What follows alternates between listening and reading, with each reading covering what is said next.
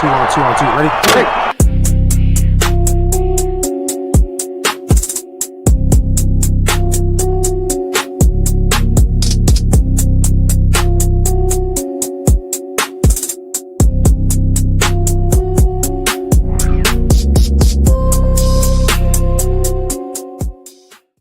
It's a miracle.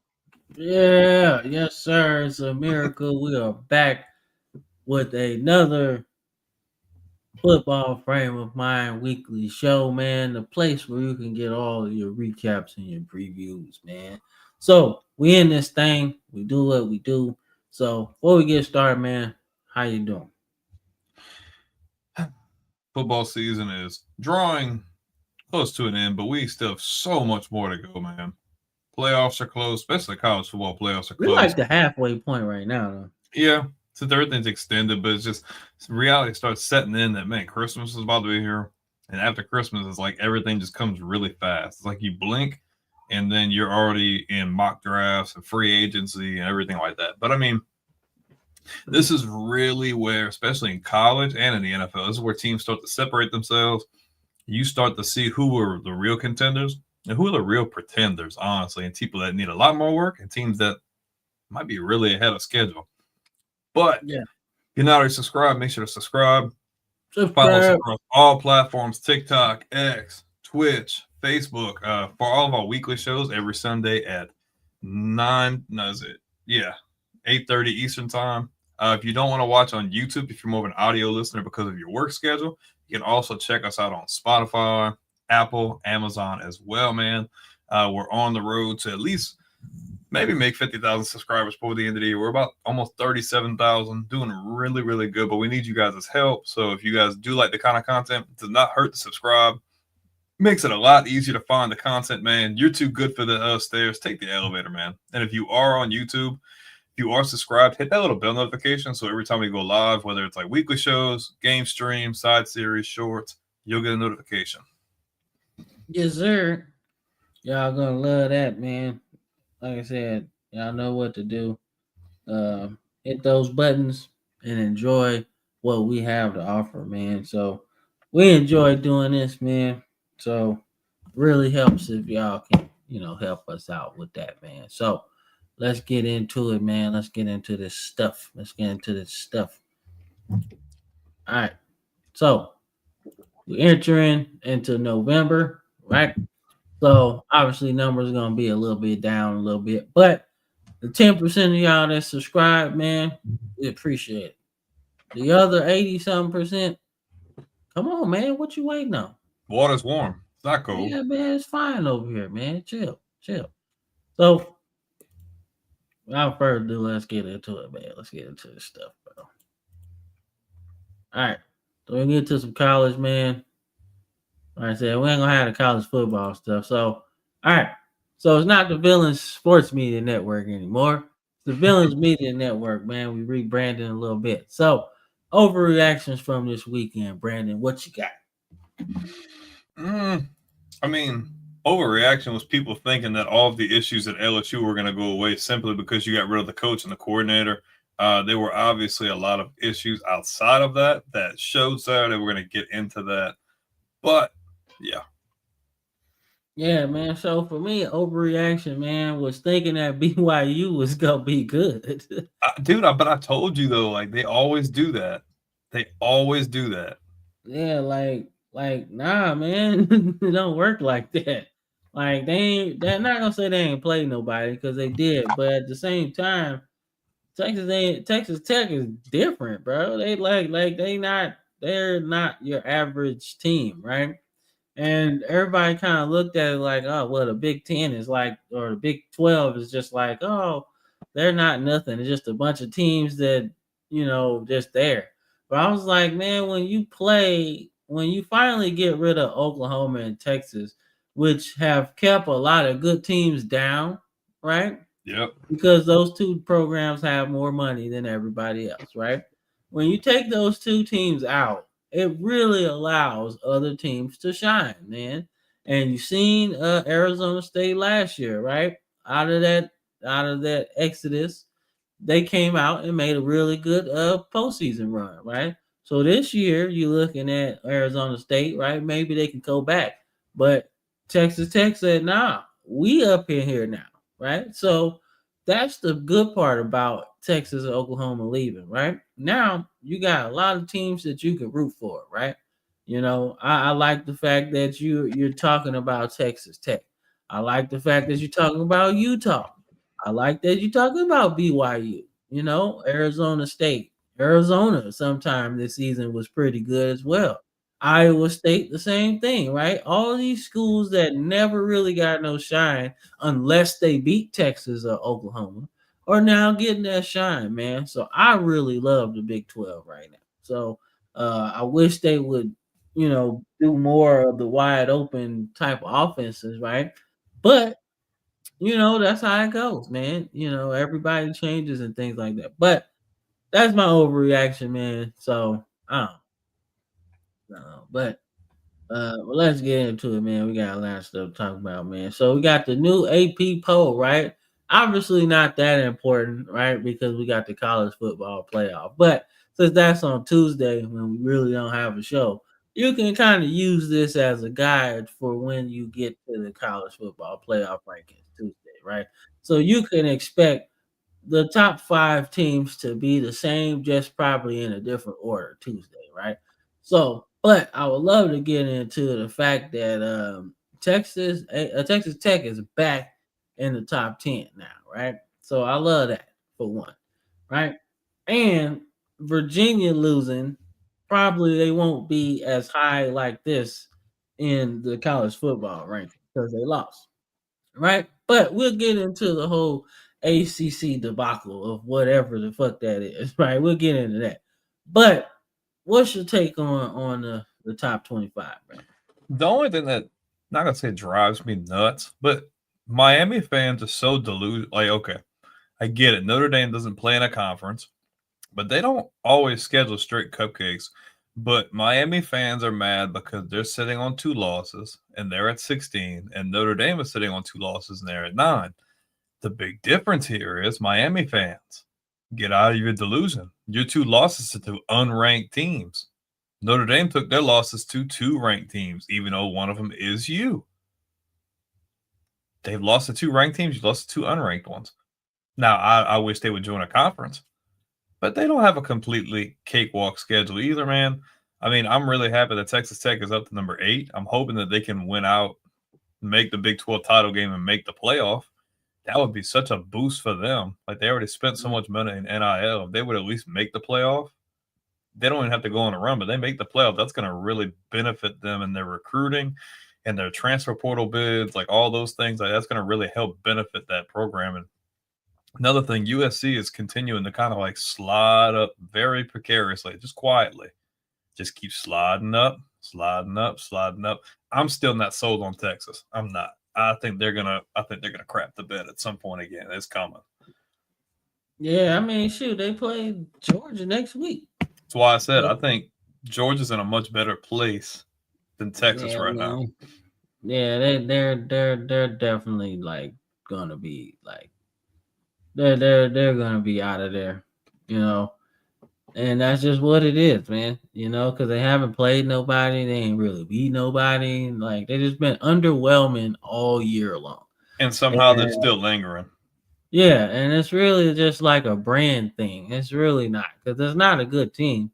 Because you couldn't tell me that Georgia Tech not better than them. I really think BYU was better than them earlier, right? I mean, USC might be better than them, but it's all a brand thing, man. It's all a brand thing. So that's not necessarily the biggest deal, but yeah, man, that's your top 25, man. It's not too much to talk about because we'll get into it. We don't want to spoil it for real. So let's get in there. All right, so we gotta talk about this game, man. Indiana, in the dogfight, an unexpected dogfight with Penn State, man. The remnants of what's ever left of them, right? It felt like this was their swan song, basically, right? if they could have won this game, you probably would have been able to sneak a bowl win out of this team, right? Which is completely the opposite of what we all thought this season, right? But if they could have won this game, this might have gave them some life to get to the bowl season, right?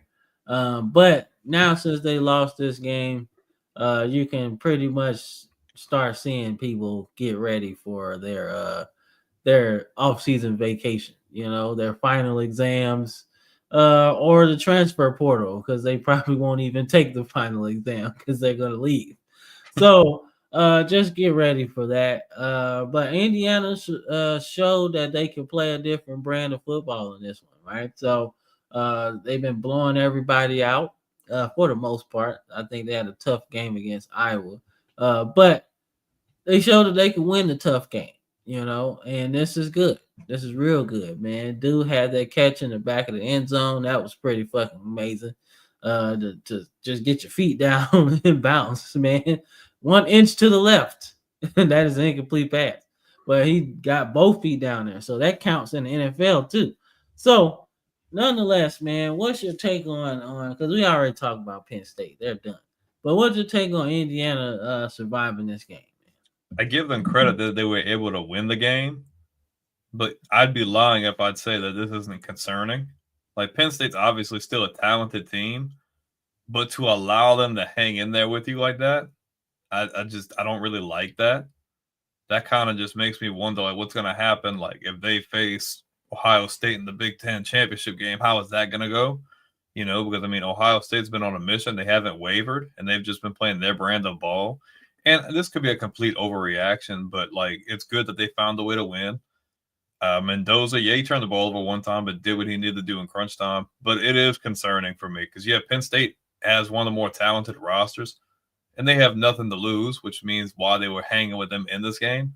But it's just a little concerning for me that you kind of went down to the wire, to beat them, and you literally split time of possession with them. That's also concerning. I just think there's some things they need to go back and watch on film and correct going forward.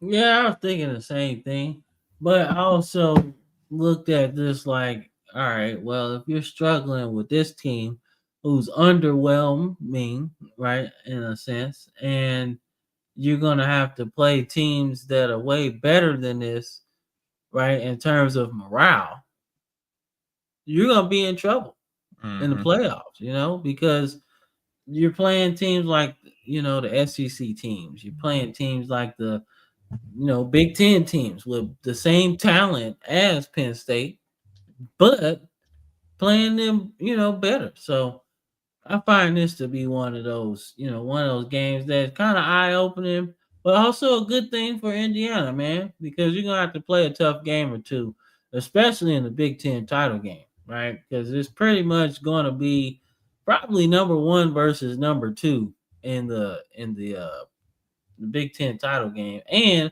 Mendoza's probably going to have his Heisman hope on the line, because I told you from the beginning, I said the Heisman race is going down to championship weekend because I don't think anybody separated themselves.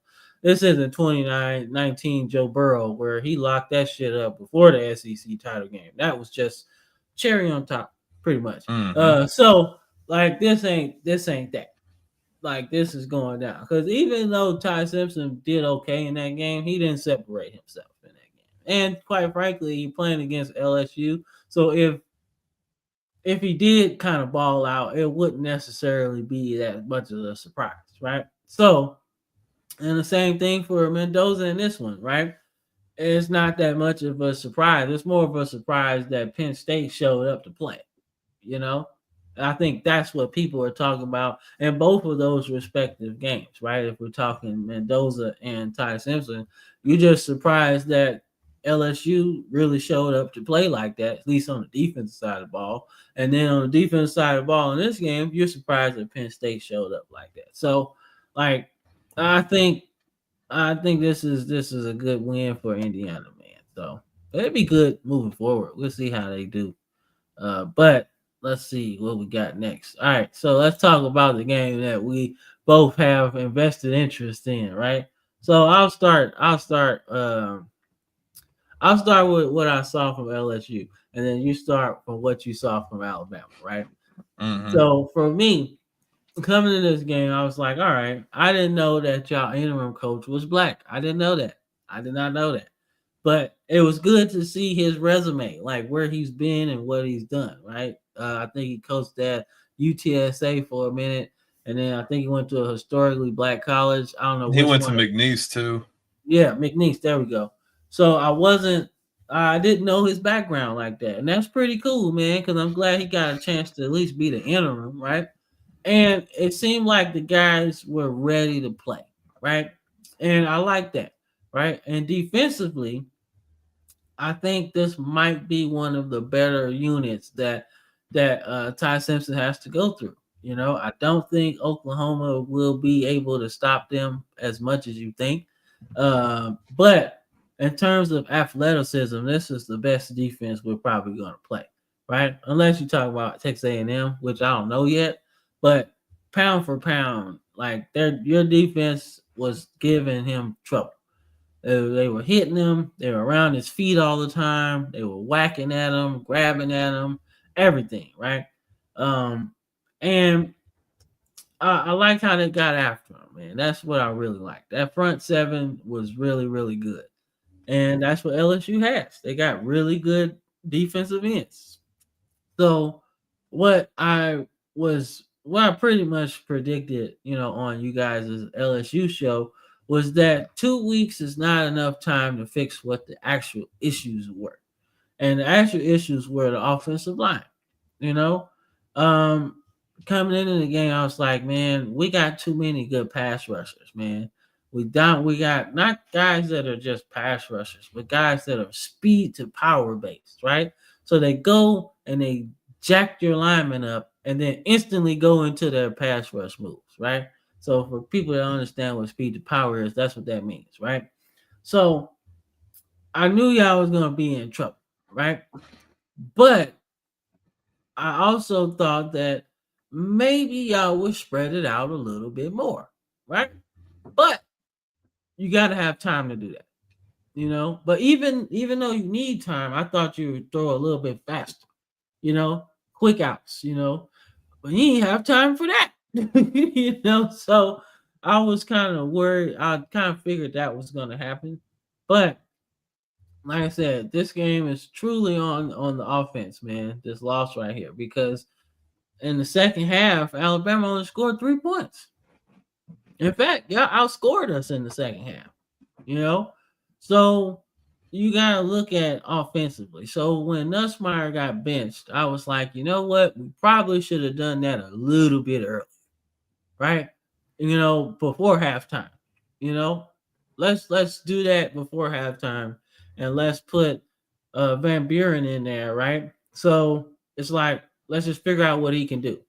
And he had some really good runs. Some really good runs. Some really good scramble drill plays, man. He threw a nice ball to Bernard Berrien. And Berrien Brown, should I say. Not And Bernard Bear. I'm sorry. Hey, but that's a good receiver though. Yeah, yeah, I know, but That's not the one. we're like 20 years too late. Yeah, a little too late. But at least you knew the reference though. Mhm. But it was a nice throw. It was like in triple coverage, but he dotted it right in there. So that was a good throw. You've seen what he can do. So I was really, really impressed with the way he came in there. Just kind of cold. Didn't even really warm up for real. So I don't know who if you guys get Lane Kiffin, I expect Van Buren to be your starter next season. I expect him to be because that's the type of guy Lane Kiffin likes. He likes a guy that runs a little bit. He likes a guy that's a little bit off schedule. Get out of here, get out of here, get out of here, get out of here. So yeah. So I like that. So tell me what you saw from Alabama. What you think? I mean, it's really. I mean, one, they got good pass rushes, but it's really easy when the two tackles are really inexperienced. They can just blow right past them. But they got a good push up the middle too, and I feel like they did good in coverage. They held Trey'Dez Green in check really well. They used really good length in their corners and their safeties to be able to like clamp him up. I thought they had a pretty good offensive game plan. They just could not get anything going with the run game. LSU's front seven, or at least the guys in the middle, they shut the run down. They did just enough to be able to win. I think the biggest thing here is it's crazy when your quarterback's completing like 70% or higher of his passes and you only have 121 yards because you literally can't push the ball out any further than like 5 yards because you can't go through your progressions, you can't go through your reads. You already have in mind who you're going to throw it to beforehand because the second you take that snap and you look up, it's time to get rid of it. Like you got to throw it out like Dan Marino, like just like the jersey. Like you gotta get the ball out really quick. And I can see the frustration. I was impressed that Harlan Berry, true freshman running back, ran for almost 100 yards. I thought he had some really good carries. I like that they mixed, and just like I said they should, they mixed up with him, Durham, and Johnson. I thought that was good. Aaron Anderson went down early, which was a big blow. And now it's looking like Nick Anderson might have a season-ending injury, which is very, very unfortunate. The good thing for LSU is they have really good depth. I'm upset that they benched him, but they had to in the sense that the offense wasn't going to go, and it wasn't his fault. Like I was talking to my dad the whole time, and he was like, "I'm not confident in him." I'm like, "He's not making bad reads. He just has no time. He just can't extend plays. There's nothing. So you had to get something in there to try to get a spark.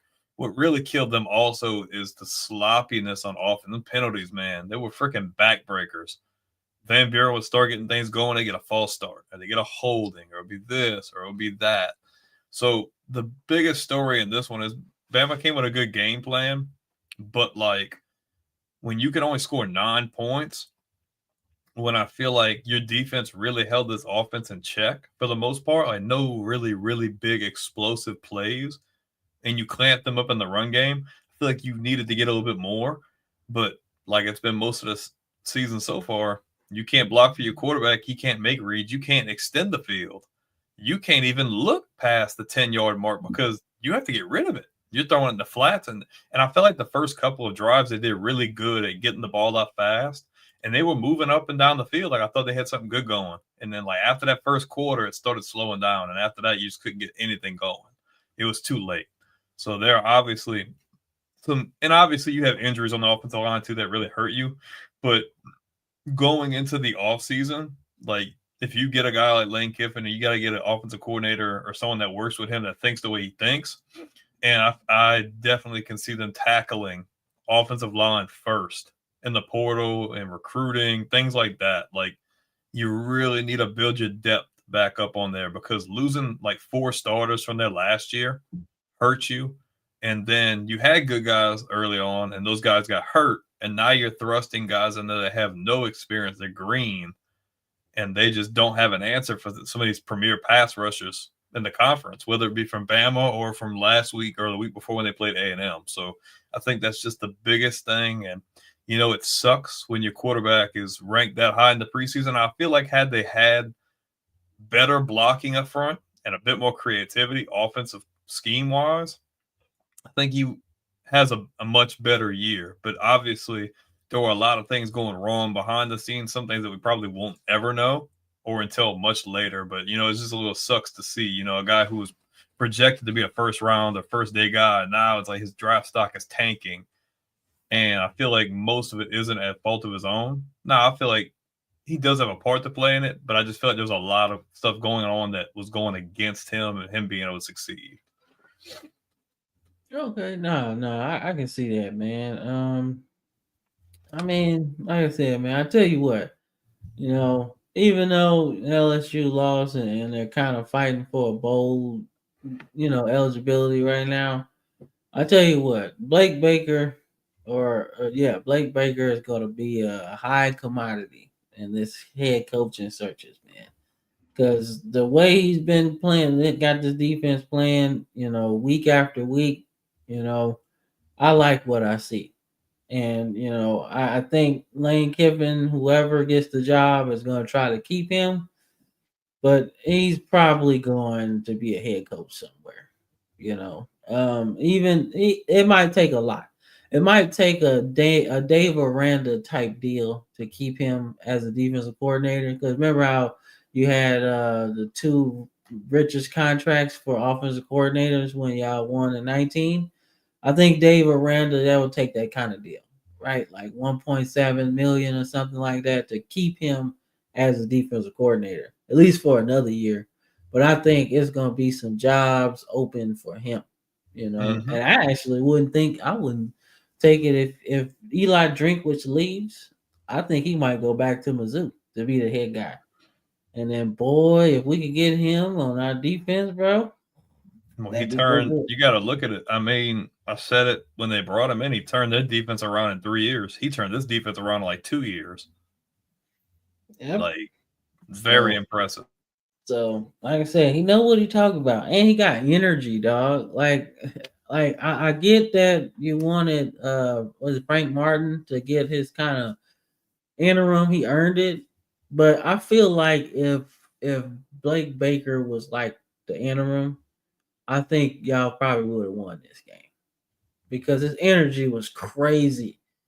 Like Dude, those defensive, he don't care at all, bro. You see how many blitzes he sends? yo, He don't care, and that's every game. He don't care, bro. that's what I'm saying, man. Like for real, that energy is infectious, man. And I felt like the offense needed that shit.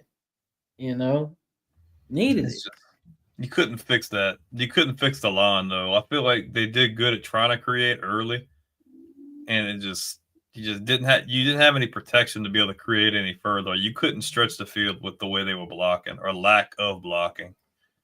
Yeah, I know, but I just think that energy, positive energy. They've been beat up and kicked all year long.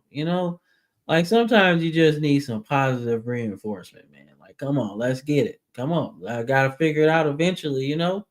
Some shit like that, man. But I don't know. But once Nussmeyer got benched, I was like, yeah, that's a wrap. All right, let's get into this next game. This is all right. So we got BYU getting stumped Ass whooping. belt to ass. So not much to really talk about in terms of like BYU side, right? It was good to see. I want to say Jacob Kelly. It was good to see him, coming here and play because he was dealing with an injury. He got 2 sacks and everything. It didn't matter, but he was one of my players to watch this season. Cameron freaking Dickey, bro. Cameron Dickey ran all over them. And Jacob Rodriguez, bro, 14 tackles, 9 solos. And he's got a porn stash, bro. You see that? He's got the porn stash, the old Ron Jeremy. Like, he got that thing. This team, and I don't want to harp on them because it's kind of self-explanatory, but this team is dangerous. I understand it took a loss a couple. Man, look, this team jumped on them early, and they never let up the entire game, bro. They're fools on the gas the whole. I watched most of this game. Like, they're good.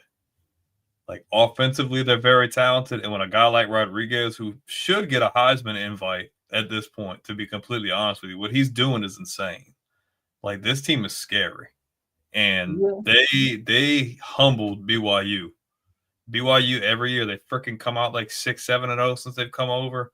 Like, oh, they're good, and they drop one. Well, Texas Tech buried them. Like, I know it's 29-7, but it's a bigger deficit than that to me. Like, they just imposed their will on them. It almost felt like Texas Tech smothered them. Yeah. Like, they couldn't do anything. They couldn't It don't even feel like the time of possession should be even in this game because I felt like Texas Tech just held the ball and they just moved and moved and moved. I will say, the rumor mill is that Rodriguez is probably number 1 for the Butkus Award, which is for the best linebacker in the country. Oh, definitely. So that's the rumor mill, right? There's another guy, I can't remember who he's playing, but I think he should win that. He's obviously probably gonna get first team All-American. I think he should get a Heisman invite. Just what he's been doing on a week by week basis. Like, yeah, he don't have to win it, but if you're going to invite a defensive guy, that's a guy I think you should. Because he's the heartbeat. I would invite 5 people. Typically they used to do like 3 or whatever. I do 5. I do I'll do your 4 best offensive players. So it's probably going to be Ty Simpson. It's probably going to be Sand. And it's probably going to be Love or and Haynes King, probably. Right? So I think that's your 4. And if you're talking about a defensive player, you probably got to go with Rodriguez. I think so. I would do that. Right? He's So good. that's my whole thing. He's a Man. stud. Good. Whoever drafts him, they getting a stud. Yeah. they're getting a good one, that's for sure. So we'll see. I don't know. Like I said, NFL's weird sometimes, bro. They don't do what they're supposed to do. All right, man. So we got this one, man. This was an ugly game, but we said that if Iowa was going to win or at least make this a game, they had to do this. They had to make it Ugly ugly. it up.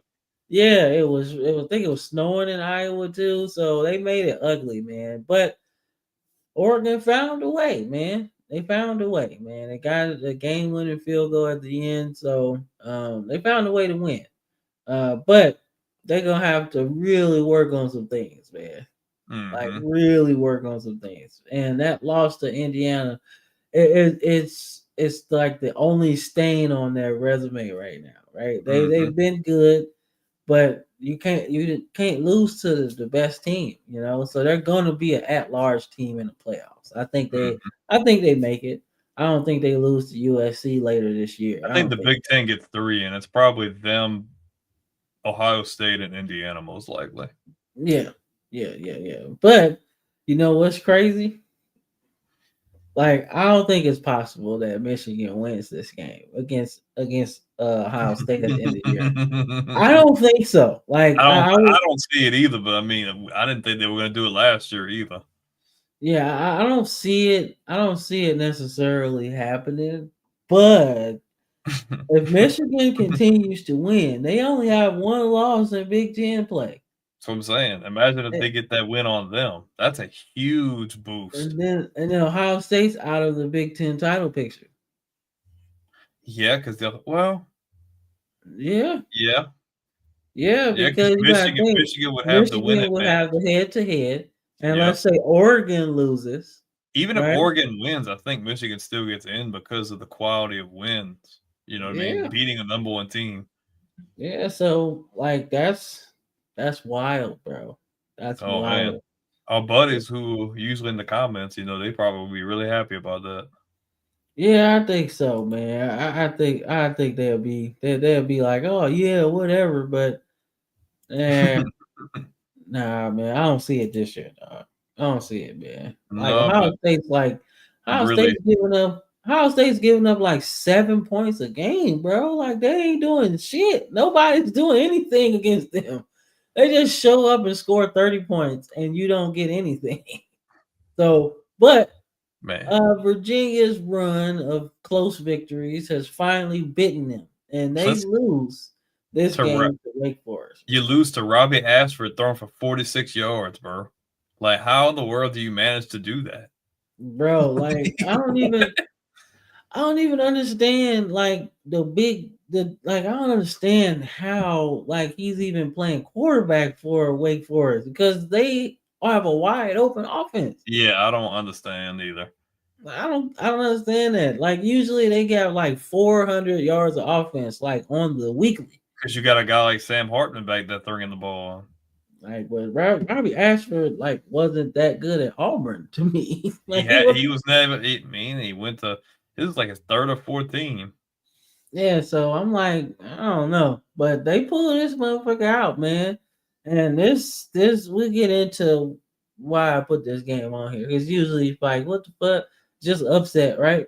But considering that Wake Forest got the shit beat out of them by Florida State last week, this is pretty cool because you get beat like that, you probably not showing up They the still next got a week. they still got a decent record. Not so much conference wise, being 500 in conference play, but I mean 6 Yeah, and 3 but is six not a and bad two. place.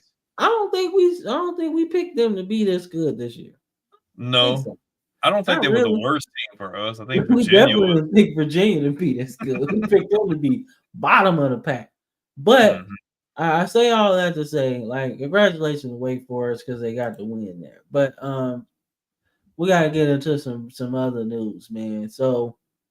Uh, so Cal decided to just, Wake up. And this, yeah, they just I, decided to get, you want to attempt to pronounce this guy's last name? we'll call him Sag, Jay Stack. J Jay Stack. Sag, J Jay Sag, Stack.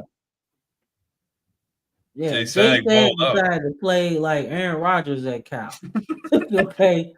Like he decided he wanted to. He woke up feeling dangerous, man. All right, and boy did it, man. But look at Jay DeJesus, man.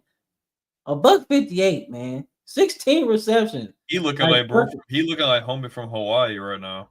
yeah, bro. Which we gonna get into. Mhm. But I say all that to say, like, all right. So with oh shit, oh shit. I was wondering what the hell was going on. I was like, why am I having something talking to I me? heard that sounds like me. Yeah. All right. We turn that up.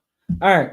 So I say all that to say, like Cal and Wake Forest winning has shifted the whole ACC It's weird. upside down. That's so weird. So I wanted to talk about that today, as this thing just moving slow. Freaking Louisville, bro. That's another team who be like making you think, oh yeah, and then drop a freaking game like this. Yeah, man. Like they just ass. This thing moves so slow today. So I wanted to talk about the ACC standards, man. So I put those two right there for a reason. So we're looking at the ACC standings right now, and of course Georgia Tech's number one, right? Poor Bill O'Brien at the bottom. Oh my God! Sorry, player. You should try to work with multiple quarterbacks, and maybe you won't be so ass, right? So that's the problem. He don't want to work with him. He barely wanted to work with Deshaun Watson, man. Having Deshaun Watson stand in the pocket like that. Like, bro, he's getting killed, especially that last season. So but nonetheless, man. So like I said, a couple teams, right, that we thought would do a little bit better. But Syracuse is having a quarterback issue. Their quarterback's out. So that's why they're not so good this year. Boston College is just ass. They do that sometimes. Check out Pittsburgh though. Pittsburgh, like I thought they were gonna fall off. They're still high. Man, yeah, Like and 5-1 in conference play. SMU still in there. Duke and is not there. Pat Narduzzi, the coach of Pitt, they were talking about the hot seat. No, bro, not after the last season they had. They had it's like 8-4 or something like that, and now they're still in the thing. And he's made an ACC title game before. I think we're probably going to be looking at Georgia Tech. I feel like is a lock. I feel like you're probably looking at Georgia Tech against either Pitt or SMU, depending on. I don't know if they play each other down the stretch or not. I'm kind of curious. Let's see. I'm curious. I don't think Georgia Tech had many games left that were like big, except for Georgia. Let's check all of their. Let's see. I'm gonna check all their schedules. So Georgia Tech, they got to go to Boston College. Ooh, they got home against Pittsburgh. That's gonna be a game, which they should win. And then they got home against Georgia, which is a huge advantage. Not being in Athens, like that's a huge advantage. So I know Georgia's playing really good, but like I don't think people are going to talk about how much of an advantage it is for them to be at home in this game. Just to be honest with you, no, I think it's fair. I feel like, oh man. All right, so here's my thing. So if Haynes King's going to win the Heisman, he's got to ball out in those last two games. Yeah, Pittsburgh, Georgia Tech, and the ACC title game, which might be a rematch. I think Pittsburgh's missing the ACC championship though, because Pittsburgh they've got home against Notre Dame next week. Oh yeah, that's a loss. They got to go to Georgia Tech, and then they got to play home against Miami. So that's tough. So they might be out of it. That might be 3 losses in a row. And then if we look at SMU's only got they only got 2 games left. They got home against Louisville, and then at Cal, which I don't know how you pick those games because I feel like they could go either way. No, I think SMU can win both of those. So, but then you gotta look at Virginia. What does Virginia have? Actually, yeah, let's see. I don't Because know. I don't know how to feel about them. Because they're number 2 in the conference right now.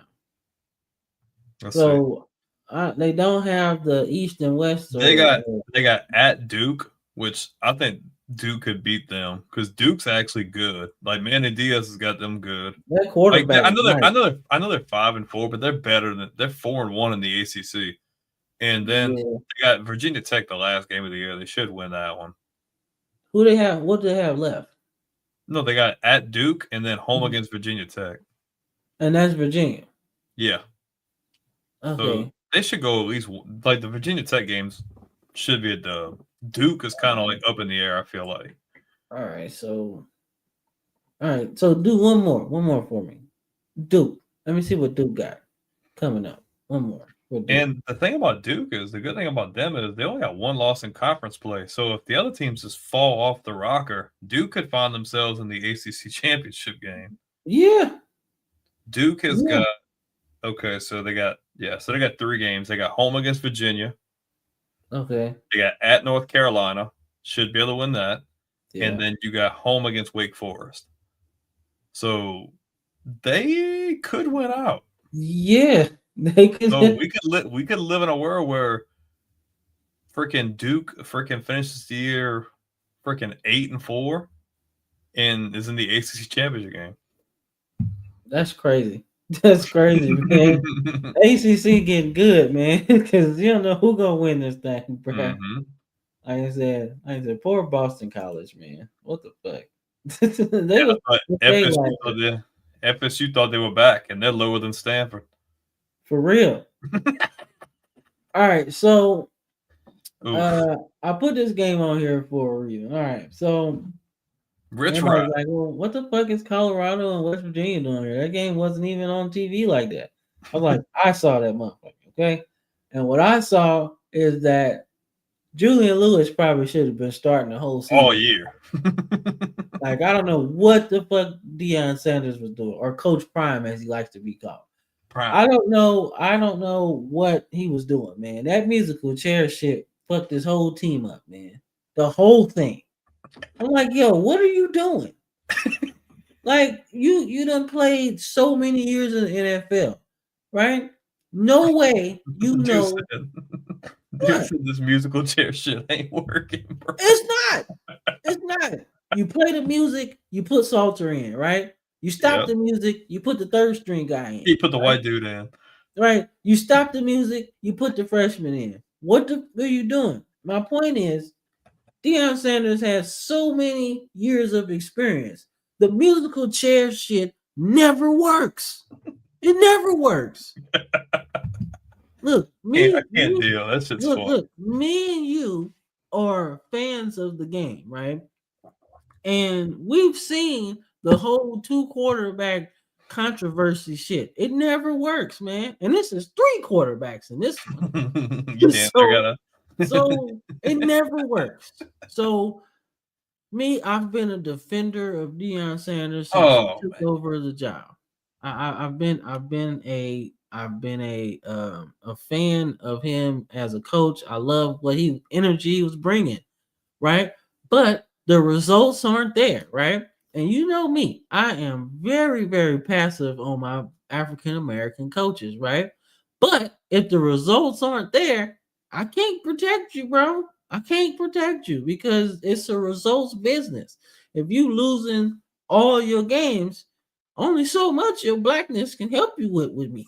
Sorry, I can't hide you away from everybody, bro. I can't do it because I'm looking at the same shit they looking at, and this ain't good, right? So I'm looking at seriously, I'm looking at Deion Sanders like the quarterback musical chairs. Obviously, we know that's not working, right?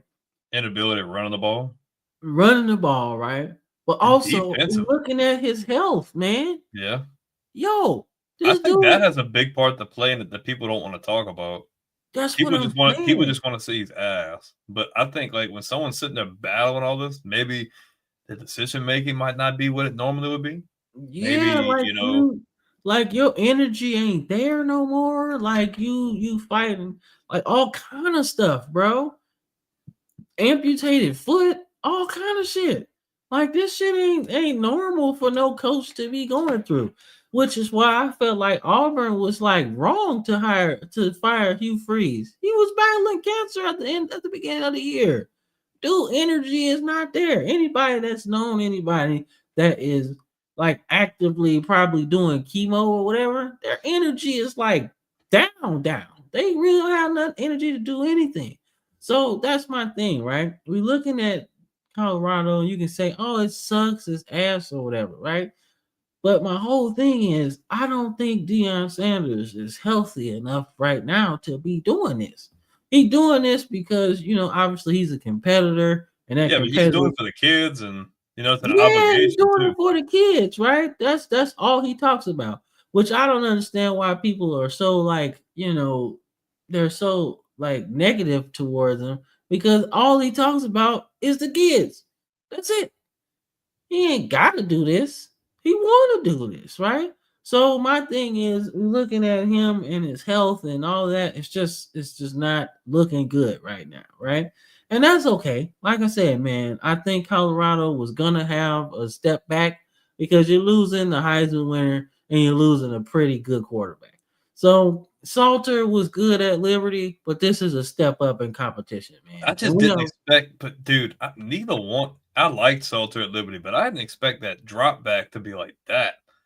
Like I was expecting, I'm not gonna say it to be a flawless transition, but I expected him to be able to hit the tires running at least a little bit. And I'm like, bro, what is going on? But yeah. like you just said, I understand it's not always popular to go with the true freshman quarterback, but in this case, I don't think it would have hurt you. What have you got to lose? So, like I said, Julian Shout out to Lewis. Rich Rod for the win, though. Yeah, shout out Rich Rod for the win, right? 2 more And games to bowl eligibility. I'm gonna close this part of Colorado and say that Julian Lewis should have been starting at the beginning of the season, right? Let him take his lumps early and let him do his thing, right? But let's talk about Rich Rod. Rich Rod, 2 games away from eligibility, right? In year 1 of his West Virginia rebuild, right? Again, because this is part 2 of that story. These will be the last win he gets this season, right? Wait, who Because they play? I'm gonna let you look it up. All right. Okay, guys. So I'm gonna let you look it up. I just You think wanna- this is the last win you they're wanna- gonna have this season. you want to give me a drum roll? All right. Yeah. I love you, Rich Rod. You got 1 away game and then 1 home game. You're going up against the defending Big 12 champion Arizona State Sun Devils, which, okay, let's just throw it up to chance. Let's say you find a way to win that game. Cool. You are not winning the last game. You are at home, yay, but you're facing the number 8 ranked Texas Tech Red Raiders who just blew the freaking doors off of BYU. So more than likely, 4-8. I hate to say it, bro. I mean, look, nobody expected you to fix it in year 1, but damn, Rich Rod, man. I told you. That's why I was like, I think this is the last time we gonna be kind of talk about West Virginia right now. Now, I will tell you that they could possibly finish the season 5-7. I think there's a chance. Because Arizona State doesn't have their starting quarterback. I think they've been kind of hit or miss. Like, they're good, but Yeah, but the talent, the talent gap is like too wide in that particular game, right? So they will have to play almost as perfect as they played in this one, man. Low penalties. No, they'd have to play way better because their quarterback threw 2 picks. Yeah. And they got the turnovers, the penalties were low, right? But you're gonna have to play a perfect game to win both of these. Like, you're not beating Texas Tech. Your perfect game against Texas Tech might not be good enough. So I hate to say it, but just we love Rich Rod on this show. We love everything about him. But this is gonna be a tough stretch, man. It's gonna be tough, man. But I will tell you this: if I'm looking for a spot to play in next year, if I'm Lenore Sellers, right? I'm looking at West Virginia, bro. Yeah, no, I said that last week, I think. Yeah, I'm looking at it because you gotta think, bro. You had so much success with quarterbacks of that type of skill set, man. Pat White won 4 bowl games in a row, right? He won Thursday night game at Pittsburgh from being in the national title game. I guarantee, man, I would be looking at it, man. I know Lenora Sellers is probably gonna have a lot of schools offering him big money deals and all this shit. But for him, you gotta look for the fit. And they're not just a fit for the offensive coordinator because those can change as soon as you sign with them, right? Look for a fit with the head coach, man. Because Rich Rod, look what he did for Denard Robinson, bro. Denard Robinson was the shit, bro. He was running around all over the place, man. And you look what he can do with Pat White and people like that, you know. So you gotta be able to find somewhere where you fit, man. I know West Virginia's not the spot, man. Like it's not the popular spot or whatever, man. But I'm telling you, if you're in It's in for a a one, conference. Well, it's in a conference where you can make some noise. yeah, 1 year rental, man, and they could really do some damage in the Big And 12. I think he's got 2 years left of eligibility too. So Yeah, right. But I'm thinking if everything goes square, this is a 1 year rental, right? If they do damage with him, you're going pro, flat out, right? But you could be one of the best players ever if you stay for 2, right? Because you know you're gonna be successful with Rich Rod. I think that's why they're not winning per se because they don't have the quarterback that they really need to have to affect the running game, right? Yeah, Hubbard got you 64, but total you could have had like 500 yards of offense if you really think about it. If the quarterback helps you a little bit, you know. So that's all I'm saying, man. But yeah, Rich Rod might be in a little trouble. Be in a little trouble, man. Little trouble, man. So this is wild, G. This is wild, man. But we about to get into some cool shit, though. We about to get into some cool shit if this shit hurry up, man. God damn, why it moving so slow today? I got my Wi-Fi on. Shit. All right, man. We about to get into some cool shit, man. yeah, Chris had just left a comment about that. Huh? Chris had just left a comment about that. Oh shit, I can't see his comment. Hold up. What we got? What up, Chris? What's up, Wendy? I see you. I ain't see the comments. I was on full screen. My bad. God damn. Damn, Chris, for real? Shit.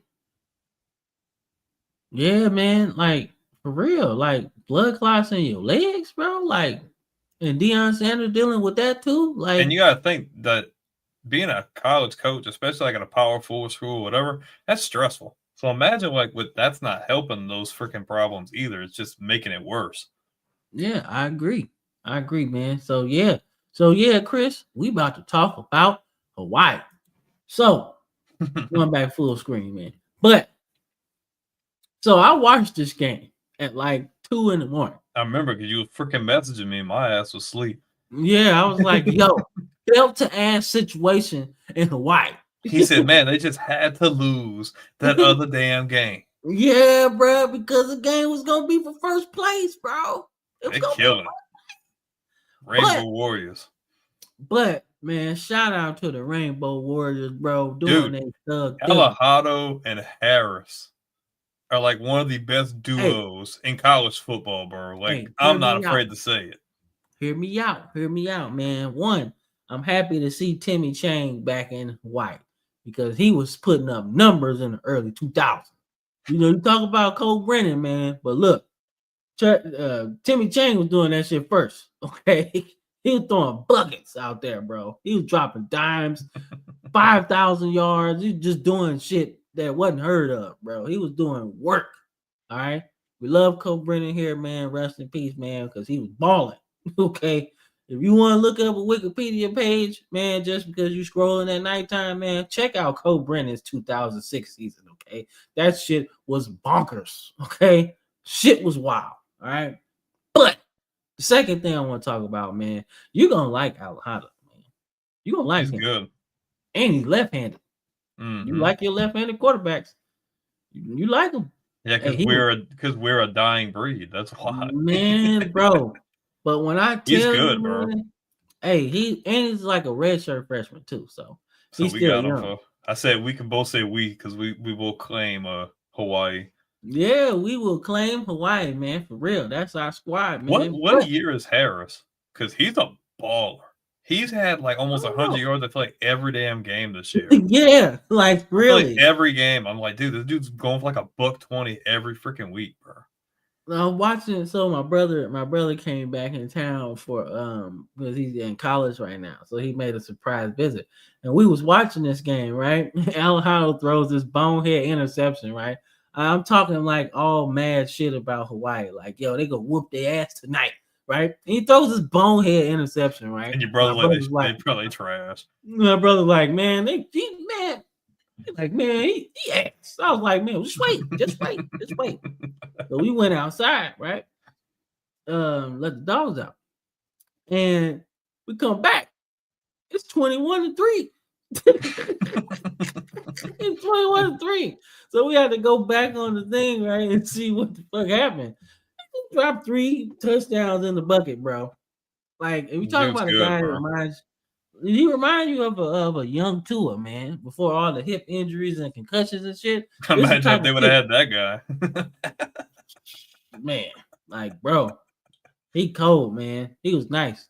So, But and I their like defense, this. now keep in mind, it was raining a lot, man. It was like pouring down in this game, right? But it didn't affect Hawaii because they was dropping bullets like wow, right here. And then they got a Hawaiian guy, man. I don't know who he is on defense, man, but he remind me of off-brand Troy Polamalu, right? All right. And that is no shade. It's just you're not gonna be Troy Polamalu, right? But being an off-brand Troy Polamalu is pretty fucking good because your ass could be useful somewhere. All right. That's all I'm saying, man. Off-brand shit works. Not very long, but it works. All right. Man, So I need to see Hawaii in the Mountain West Conference Championship. that's Come what on, bro. They have to win if they that's win the what we gonna conference talk champion. about. If they win the conference title, I will have Hawaii shit back here. I'll buy a jersey. I'll buy a hoodie. Like I'll stock up. Man, I'm telling you, dog. I'm telling you. But this dude, number one on defense, seemed like he was making plays all game. He was hitting people. He almost got thrown out for targeting, but then he just hit dude in the helmet with his shoulder pad, and dude was knocked out. He was like, "What the fuck?"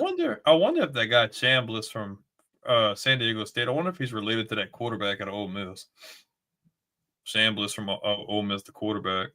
No, it's a lot of championships out there. I don't know, but we gotta talk about that. You talk about the Mountain West title, man. So this game would have been for that number one spot in the conference, right? So, I've Hawaii, I want to say plays. If I'm not mistaken, I think it's UNLV. I think it's UNLV to close out the season, right? I think they can win that game, right? So they're third in conference standings right now, right? Mm-hmm. So that loss to San Jose State hurt a little bit, right? But San Diego State plays Boise State. That's their next game. I want to say it might be their last game. I don't know. But they play them next week, right? So in the event that San Diego State loses, then it would probably just be a rematch, and then you needed somebody to lose that last game, right? But they got. Oh wait, Hawaii's got at UNLV, and then home against Wyoming. Right, and I think they can win both of those. I think they can win both of those. I'll be confident and say they can win both of those, right?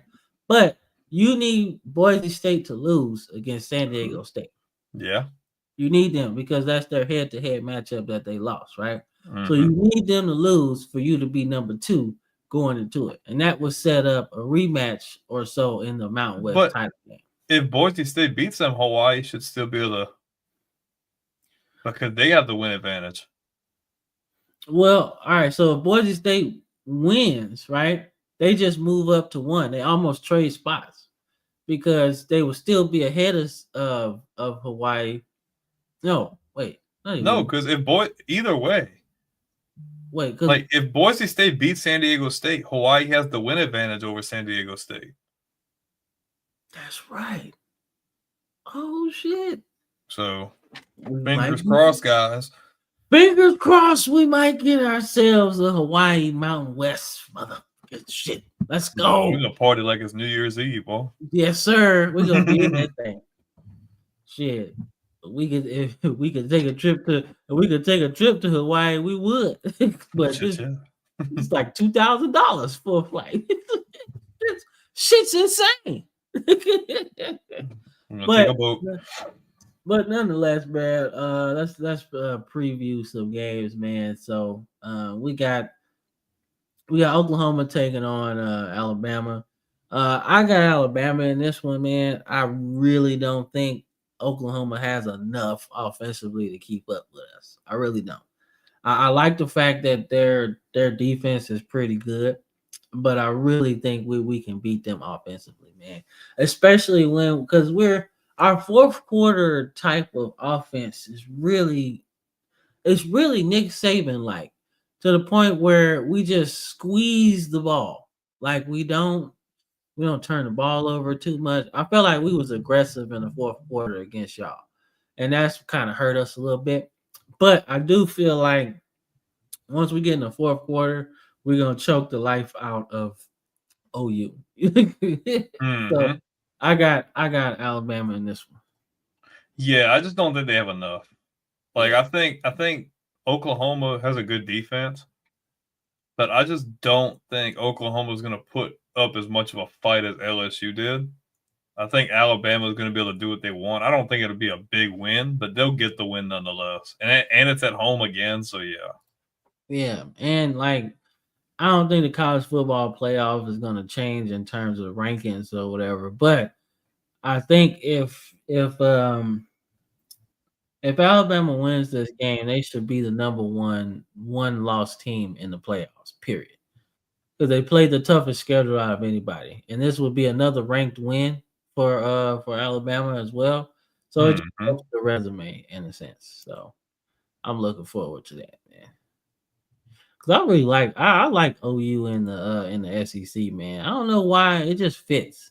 I don't know. It just fits more so than Texas, in my opinion. Like Oklahoma just fits to me. I agree. Texas just doesn't fit to me because it feels like the Big 12 was just theirs. Like it was theirs, you know? Like I feel like Oklahoma just fits a little bit more. Like I don't know. Maybe it's just me being a Texas hater. No, I don't think it's that. All right, so we got a pretty good game, man. I put this on here for a reason, man, because we talked about it. Like Pitt's pretty good, right? So is Notre Dame, man. Like I said before, Notre Dame's playoff hopes rest on the legs of Jeremiah Love. Okay. All right. So where he goes, y'all go. So if he goes for 100 yards, they win this game. But if he does not, Pittsburgh can win this game. So I'm going with what I know. And what I know is Jeremiah Love can give me 100 yards in his sleep. So I'm going with Notre Dame. But if we were on Josh Pate show, this would be a 3 Chalai game. As far as upset is concerned. Upset meter would be about 5 in this one. Yeah, I would love to go upset here. I would love to see Pittsburgh get the upset more than a lot of things in this world, but I just don't see Pittsburgh shutting him down. I'm sorry. He's just on another level.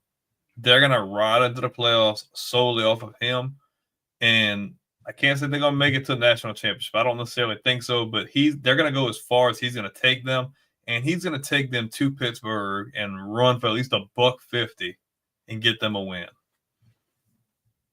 All right, cool. Go Notre Dame. I'm with it. All right, so this next game is gonna be pretty interesting to talk about, man. So I got this set up like see the old school Orange Bowl. See in the back? That's what they need. They need to go back to that. They need to build them another one right there in the same fucking spot. Fuck what y'all talking about playing at Hard Rock Stadium. You don't have no fucking you don't have no home field advantage because that's not dumb. your home. You That's renting not- that motherfucker. I don't know why. Like that's just retarded. It is. It is not it was horrible when they said, "Oh, we moving to Hard Rock Stadium." I was I'm like, like, that's and they too were so commercial. happy Like, about that shit. it's like the freaking Chargers playing in the same stadium as the freaking Rams. I'm like, dog, that ain't where y'all belong. That's gross. Yeah, it's absolutely disgusting, man. So it's the reason why every game that they play, like the other team fans be louder than theirs. Every fucking game.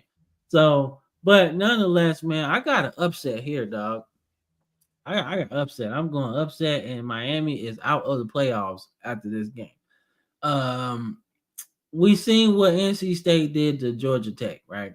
They spread the fucking ball out, and their quarterback is good.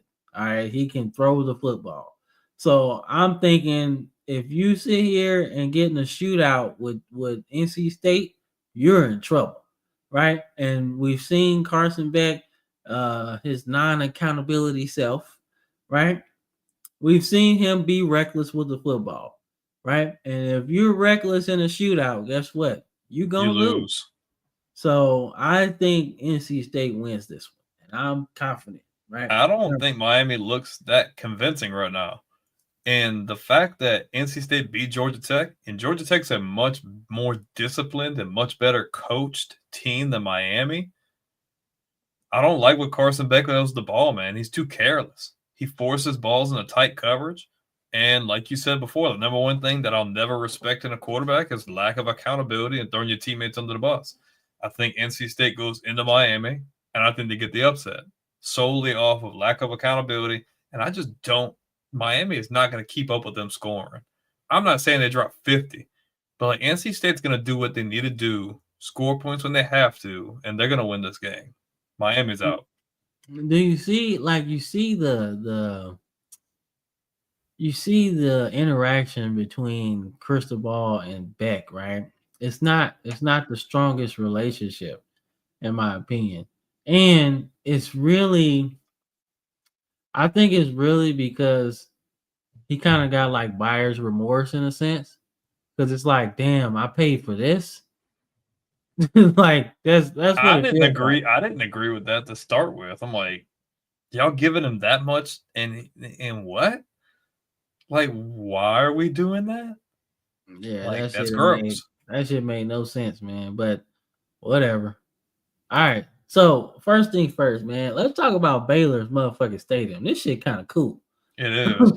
That shit kind of cool. I ain't gonna lie, man. Like I ain't gonna lie. All right, obviously it's only one fucking horseshoe, but this shit is fucking cool. All right, this shit's cool. I'm sorry, it looks like the Millennium Falcon, man. And you know me, I be on that shit sometimes. Yeah. So nonetheless, man, this one gonna be fun, man. This is kind of this is what you call a contrast in fight styles, man. This is cool. I like this one because you got Utah, man. They play more of a power spread type game, right? And you got Baylor who spread that shit out like the old school Big 12, man. And Robertson has been playing pretty damn good this year, man, low key. So I'm going Baylor because I think if the game becomes a shootout in terms of passing, I don't believe in Dampier yet. So I'm going Baylor in this one, man. Yeah, you took the words out of my mouth. I think Baylor's an underrated place to play, and they're playing really good ball. I think it's kind of an imposing place. I like the stadium too because it's kind of like you're closed in. Like you just closed in, and Baylor's gonna play their brand of ball is loud. I like Utah. I love Utah. Like just really cool school, really cool coach. But I really like what Robertson's doing. I think he's a good quarterback. Robertson doesn't turn the ball over much, and he's throwing the ball around like Graham Harrell with Texas Tech. Like they just freaking throw it everywhere. So yeah, I'm gonna go. It would be an upset. Yeah, give me Baylor. All right, cool, man, cool. All right, man. So usually I would just pick the team that's going against the Naval Academy, right? The military academy, but Navy is like number 2 or 3 in the American right now. And USF is like the same thing, right? Their quarterback just went for like 200 and 100 on the ground, right? So this is going to be another interesting thing, man. Now I really like the rumor mill and the expectation for the college football playoffs is that the winner of the American probably gets that group of 5 nod for the college football playoffs, right? And that's fair because they've all been pretty good teams, right? Memphis took the L to Tulane on Friday, right? So that hurt their chances in the American, right? So that was kind of the odds-on favorite to make the playoffs out of the group of 5, right? So now we've opened the door up to maybe Hawaii, but you've also, opened the door for USF, North Texas, and Navy, right? Gross. So this should be fucking fun, man. Like I don't care. I wanted that USF, not USF. I wanted that North Texas Memphis American title game, but it looks I want to see North Texas and USF. Yeah, I was saying that'd be a cool matchup. Yeah. But this matchup's gonna be cool too, because guess what? Navy runs the goddamn football, and they run it a lot. I think they number 1 in the nation in rushing yards, right? So if they can play keep away and keep USF off the field, they're gonna play Vandy ball. Yeah, Vandy ball to a T with no passing. Not this time. Not this time. Straight Army, just run the ball the whole game. Yeah, just run the ball, man. Go for it on 4th and 2, right? Punt it on 4th and 3, right? That's what you're doing. Anything less than 4th and 3, we going for it, right? So I really want to pick Navy because I know they're going to be able to do what they want to do on the ground, right?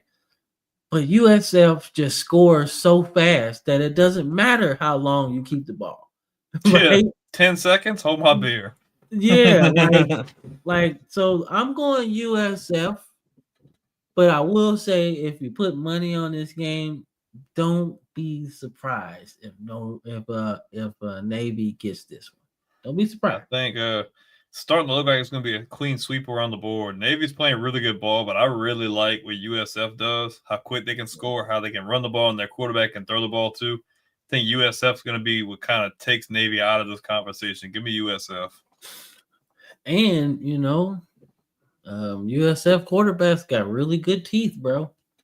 I don't know if you've seen that shit, but he broke down how he brushed his teeth every day and night. The shit's fucking insane, but it works. Like I said, if translates to wins. Yeah. Floss all the time. not the dance. No. Not the floss. Yeah, but he's good, man. All right, so I guess you say the biggest game of the week is probably gonna be Texas and Georgia. I think Georgia wins this, and they might lay it on Texas in this one, man.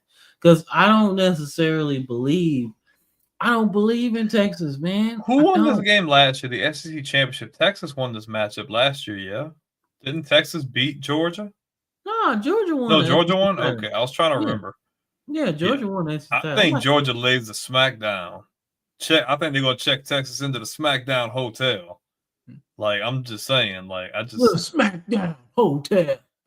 Yes, sir. I agree with you. I just don't. Texas got athletes, and that can only take you so far. They got lucky beating Vandy a few weeks ago. I feel like Vandy definitely beat Mississippi State. Oh yeah, Mississippi State should have definitely They gave choked them that an shit L. away, bro. But Georgia every week has gotten better and better. They can run the ball, and Gunnar Stockton looks really good too. And it's in Athens. Yeah, give me UGA, bro. Give me the Bulldogs. Yeah, man. Like I said, I just think Georgia's seem like Georgia's gotten back to what they do best, right? When they won those 2 championships back to back with Stetson Bennett, man. Surprisingly, it was Stetson Bennett's legs that gave people fits. It wasn't his damn arm. And Stockton seems like a bigger version of Stetson Bennett, bro. Like he be getting it done on the ground and on the air, man. And the fact that your dude just gave you almost 200 yards, was that Frazier? Just gave you almost 200 yards on the ground this weekend. Yeah, Texas might be in trouble, man. I hope they clap them cheeks. I think Texas need to get humbled because I don't think Texas should be anywhere near the top 10. I'm sorry. I think everybody's been saying that. I've seen we run a commercial after this, man. But I've been seeing like everybody that we watch on like our college football like TV shows and shit. I've seen Andy Staples say it. I've seen Josh Pate say it. I've seen Pat McAfee say it. Like everybody's been saying that Texas is ass, for lack of a better word.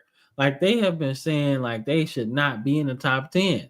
Everybody says it, but yet they're in the top 10 of the college football playoff ranking. That's crazy work right now. But yeah, let's run that commercial, man.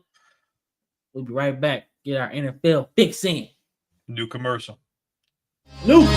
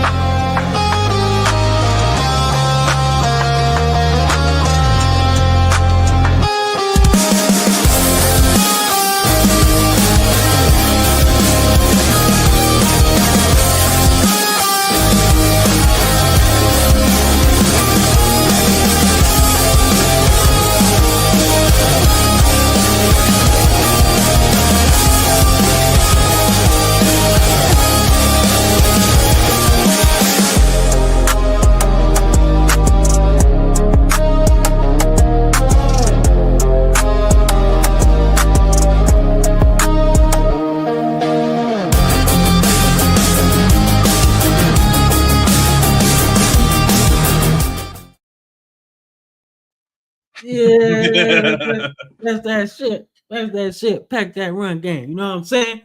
We like Navy in this thing, bro. We pack our run game everywhere. We don't even bring the pass over here. We don't know nothing about no pass, man. We playing that wing T shit. Hey, shout out to Rutgers, man, because they got the Rutgers literally played the first college football game ever, bro. Like this was what I don't know how many years this was, but that it's like 1866 or some shit like that. But they played the first college football game ever, bro. And that was like the anniversary. I was like, yo, they wouldn't even have no rules back then. It's just like here's man have ball, tackle, get ball. Yeah, like yo, we just hitting. It's just a fucking mosh pit. That's all it is, bro. But all right, man. You know what time it is. I think I put it first. Yep. It's time to drop some dimes. Drop some dimes, baby. Yes, sir. Yes, sir. Drop some dimes, man. Daniel Jones, Danny Dimes, man, has been absolutely sensational, right? So if you're not paying attention to Daniel Jones and the Colts, you should be, right? They took You an even talking about unfortunate. JT. We'll get there. We're gonna get there. We're gonna get there. We're gonna get there. But we gotta talk about Jones as well, man. All right. Because he's putting up some motherfucking MVP numbers. All right. He's been solid every game. It's been like this type of completion percentage, like tight 70%, 69% every goddamn week, you know. But we gotta talk about Mr. Jonathan Taylor. He should be in the MVP conversation. This dude is He should unstoppable. be. He should be, but I feel like it's going to be split. Their votes are going to be split, and that's why neither of them are going to get it. Because you're going to look at the Colts and be like, "Well, I love the balance though. yeah, yo, that's a dangerous combination, Over dog." 500 yards of offense, and the So- Falcons just find a way to lose again. Yo, here's my thing. Here's my thing about the Falcons, bro. All right, so when this schedule came out, you knew you was gonna go to Berlin to have to play this game, right? So you telling me you travel all them miles away, and To give up 500 yards of offense. people's first game ever, NFL game that they ever seen, right? And you go over there and embarrass us like this. Embarrassing. This is horrible. The Colts literally, like, here's my thing, right? So I put this in the short, right? I'm like, look, it's the kids that were at this game, right? And they literally saw Jonathan Taylor go for 244 yards and 3 touchdowns, right? And they like, wow, I can do that, right? But then it's kids on the other side that's like on the fence from like playing soccer and football, right? And it was like, the Falcons suck. I don't I want want to to do that. play fucking football. I want to play soccer. I want to play football. I want to play football, right? Like that's what they want to play, right? So I'm like, yo, when you playing these overseas games, yeah, it sucks to travel or whatever, but at the same time, bro, you gotta come over there ready. to play. But Cam, help me understand. So Atlanta has almost 300 yards of offense. Okay, decent. 22 first downs, decent. Bro, only 3 penalties. 3 for 35 yards. This is where the kicker's at. Yeah, you go 3 for 3 in the red zone. 0 for 8 on third down. Like, what in the world is that? Man, look, I mean, Man, they just find ways to lose, bro. I The Colts really were 2 for 12 on third down. Like, how do you let that happen? like, all right. So here's my thing, man. So I like Michael Penix, I really do. But I feel like we entered that realm of like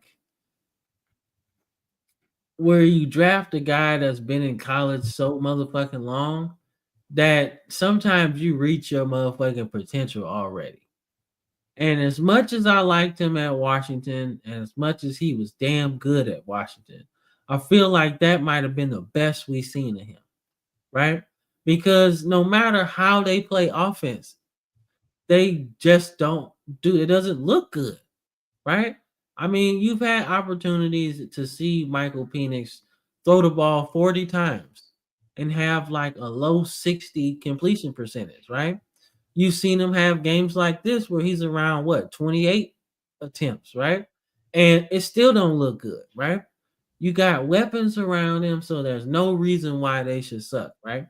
And on defense, you got 2 of the best young pass rushers in the draft. You draft both of them. You know, it's crazy to me. You draft Walker and you draft Pierce. You should be letting them eat every play. Now I get it if they suck and this is just not a thing, right? But my thing is, I know how good they can be, and I know having 2 Vic Beasleys, right? Because that's basically what they are. They're athletes. They're not like super big like that, right? But if you got 2 versions of 2026 Vic Beasley on your team, why don't you just let them eat? Good night. But nonetheless, that's how I feel. I just think it's schematically not, just not there, man. And when you're not there, schematically, man, you just look lost. You know, you look lost, and it's not fun, man. It's not fun to watch. And they lost. They lost this game, and they also lost their first round pick next year, and it's looking bad. I was talking to Andrew earlier, and it's gonna be the same thing that me and you always say. Morris ain't the answer, bro. I'm sorry. But I'm saying, like, we were talking earlier, like we just kept falling into the same conversation that me and you've been in. That's just like, dude, there's no excuse to have all that talent. You just cannot find ways to win. Like, that's coaching, bro.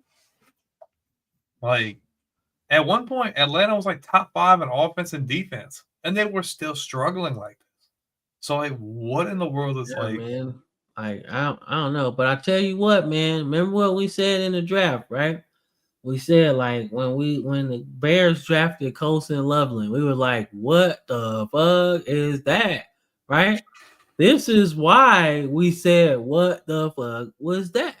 Because Tyler Warren is the weapon that the Colts needed, right? And at the time, let's tell everybody what the thing was, right? At the time, we were like, that would help Anthony Richardson, not knowing that Daniel Jones was gonna be the starter, right? That was gonna help Daniel Jones. And now this is like the perfect safety blanket for Daniel Jones, right? So, like, this game was a really good showcase for the NFL overseas, right? And I think people probably walked away of this game like, well, the Colts might win the Super Bowl, man. They just picked up Sauce Gardner. Yep. Yeah, they picked up Sauce Gardner in a trade, so that helps them on defense drastically, right? A defense that's already pretty good. Stephon Gilmore was talking about he wanted to go back and play in Indy. And that might be a pretty good move because he still seemed like he could play the last year we seen him. He still seemed like he had some juice left. So, so we'll see. 8-2 though, and firmly in the driver's seat in the South. Oh, firmly in the driver's seat. The Colts got this shit on lock. Yeah, and quite frankly, the Jaguars lost, I think, today. They lost to the Texans. So the Texans, that's ugly. And the Texans like 4-6 or something, I think. Yeah, and the Texans won without Stroud, so they might have to play without him for another week. So even though Davis Mills played pretty good, I don't know if I want to be going into the next week with Davis Mills, man. The Pats or him. Yes, I'm sorry I got the rival jersey on, but if Dan Marino give me some. The Pats are him, but the Bills are not them. Hey, because my God, hey, that's what I wore it for. Thank you, Miami. Thank you, Miami. What in the world is this, bro? All right. How Josh Allen threw for 300 yards and 2 touchdowns, and your defense gave up 30. A-Chain went for almost 200 yards, dog. Like, what in the world is going on? So here's my thing about this game, right? So, you looking at the Dolphins, right? So, Tua has been struggling all season. So you tell me Tua turned the ball over. So you tell me that all you had to do was hand the ball off to A-Chain a little bit more, and you might not be this bad. Miami held them scoreless for 3 quarters, bro. Crazy work. So whatever they said in this quote unquote that Tua said, this heartfelt meeting, something worked. Y'all gotta talk like that again. I don't know what happened, but y'all need to really have another fireside chat. If y'all gonna play like that after that, that's crazy, man. But here's my thing. If I'm James Cook, right, and you are fighting for a contract, right, you can't have 53 yards, bro. I'm sorry, bro. If you're trying to get paid like you want to get paid, you got to show some results if you want that money. If you're James Cook, maybe your team should be like my team and take TreVeyon Henderson. Shit, man. I don't know, man. That dude nice though. I like him, man. Shout out another Alabama alum, man. Jalen Waddle doing his thing, man. I felt like Jalen Waddle, man. I think he should leave, bro. Fuck. They need to go. Him and Tyreek Hill both need to go. Like, yo, this is disgusting, man. I'm like, yo, y'all We wasting take this him. dude. We take him. We take Waddle. Shit. Oh my gosh! Imagine him and Drake May. Shit, imagine him and Lamar Jackson, bro. That shit nasty. You got like, yo, look, think about it. You in man coverage or you in a zone looking at Lamar Jackson scrambling around there, and then you forget that Jalen Waddle like run a 4.2. He just throw that thing. You don't even have to scramble. He just threw it. He just throw it way over your head. He's like, he down there somewhere. Yeah, like, yeah, man. So I don't know. But like I said, man, dude, even Tua still didn't have a good game. That's the thing. Buffalo is in trouble, bro. They're in trouble. I know they 6-3, but they in trouble. Like they can't you can't seriously be picking the Bills to like win the Super Bowl if you're anybody. Like they're not a Super Bowl team. I didn't. Like they're not a Super Bowl team, man. Like they still got some holes, man. They're cursed, bro. You ain't see that little thing. I don't know if you've seen it, but the thing with him and Josh Allen and Peyton Manning, and they're putting all kinds of stuff like memorabilia and crap in this freaking in this barrel, and they're gonna throw it in the river and try to break the freaking Buffalo Bills curse. Bro. Like I don't you can't do it. But oh shit.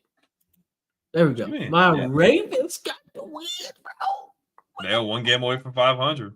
We got one more win for 500, bro. Like I said, man, we good, dog. We good, man. We just need to string together some wins 1 week at a time, man. But I tell you what, man, look, Lamar Jackson probably won't win MVP, but goddamn it, he might deserve it this year. That dude got if you bring him to the playoffs with this team. He got one pick, bro. All season. He missed like 3 games. He missed like 3 games. And he got one pick all season, bro. He had 4 last year. He got less than he got this last year, bro. That's crazy, man. So, like I said, Ravens get the win here, man. Like I said, still gave up 300 yards of offense, man. But boy, what was going on with the Minnesota Vikings? They were so McCarthy's leading the team in rushing is a very bad look. Yeah, he just came back from injury too. But they had 13 penalties, 400 yards. Like we jump off sides all the time. Jesus, that's horrible, man. But my Ravens get the win, man. I'm definitely happy, man. We're closer and closer to 500, man. Then maybe we can do something. I don't know. Maybe we can do something because the Bengals is like at the bottom of the pack, and then the Browns is at the bottom of the pack. So it really only leaves the Steelers ahead of us, man, and they not looking the best. So we'll see. We'll see, man. We got a lot more playoff teams now, so you can sneak in there, man. So let's talk about your squad, man. Let's talk about these MVP votes, man. Battle of MVP front runners, in my opinion, because Baker Mayfield was definitely still in that conversation. And then Drake May, man, young fella, like, hold my beer. Watch this. Exactly. So I would say, like I said, he had a good, he had a okay game, right? Completion percentage wise, right? Because he's been actually one of those guys that's been pretty tight. He's been high 60s, like every game. Yeah, so this one, was tough, man. But like I said, the Buccaneers got a really good secondary, man. So that's not surprising either.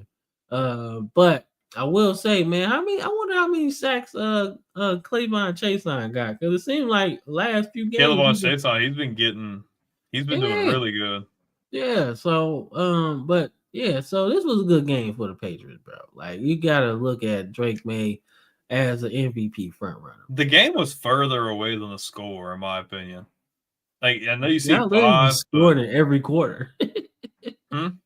Y'all scored in every quarter. Dude, Henderson was a monster. I don't know if you've seen that big run, but he freaking gashed him. He took it, and he was looking at the sidelines like, "Hey, can I score? Like, is it too soon? Like, do we leaving too much time?" Like, he running down the sidelines, like, "Yeah, go score." That's horrible. If you're the Buccaneers, that mean he was gone. That mean nobody was He behind was him. gone. You see him looking the other way, like, yo, are we good? Yeah, okay. Yeah, so like he's good, man. Like I said, man. I mean he took a back seat at Ohio State last year, man, because they got Junkins and shit. But it Dude, worked out because they bro, both were real good. 8-2, and firmly. I know Buffalo's 6-3, but I think firmly in control of their destiny and in control of the AFC East, bro. 7 wins in a row. Like, we're playing good football. I don't know what the deal is, man. What was different between the last years of Belichick, that 1 year of Gerard Mayo? I don't know what was different, but Vrabel got them boys playing, and I like it. I don't like the Patriots, but I like when teams that are rebuilding just find their identity really quick. You know, I hate seeing you fire the coach, right? Your team sucks, and then 4 years later, you fire the coach and your team still sucks. Okay, something's gotta work. I hate that scenario, right? So technically, we've been sucking for like 8 years, and we still ain't figured this shit out. I like teams that have a plan and an identity, man. I love that, man. I like that, man. So whatever's working, y'all got to keep doing it, you know. So, but the Bucks, it don't hurt the Bucks that much, man. It's an out of conference loss, so But this is an impressive win, though. yeah, For them to go into Tampa and get the win and to play like damn near flawless football like they have been playing, they play with a level of confidence. That's a pretty cool shot. Yeah, man, it is, man. And this is for people The who old are stadium, yep. yeah, this is a veteran stadium for the Eagles. I wish they wouldn't have tore that down, bro. Well, they kind of had to, bro. That shit was falling apart. But I mean, like, they could preserve it. Like, the Astrodome's still around. Like, yeah. Yeah, because the Astrodome is one of the first dome stadiums ever, bro.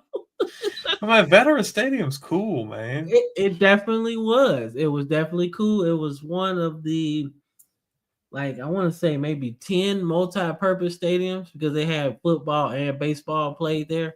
So I mean, it was cool. It was cool, man. I mean, it was a fun stadium. I liked it.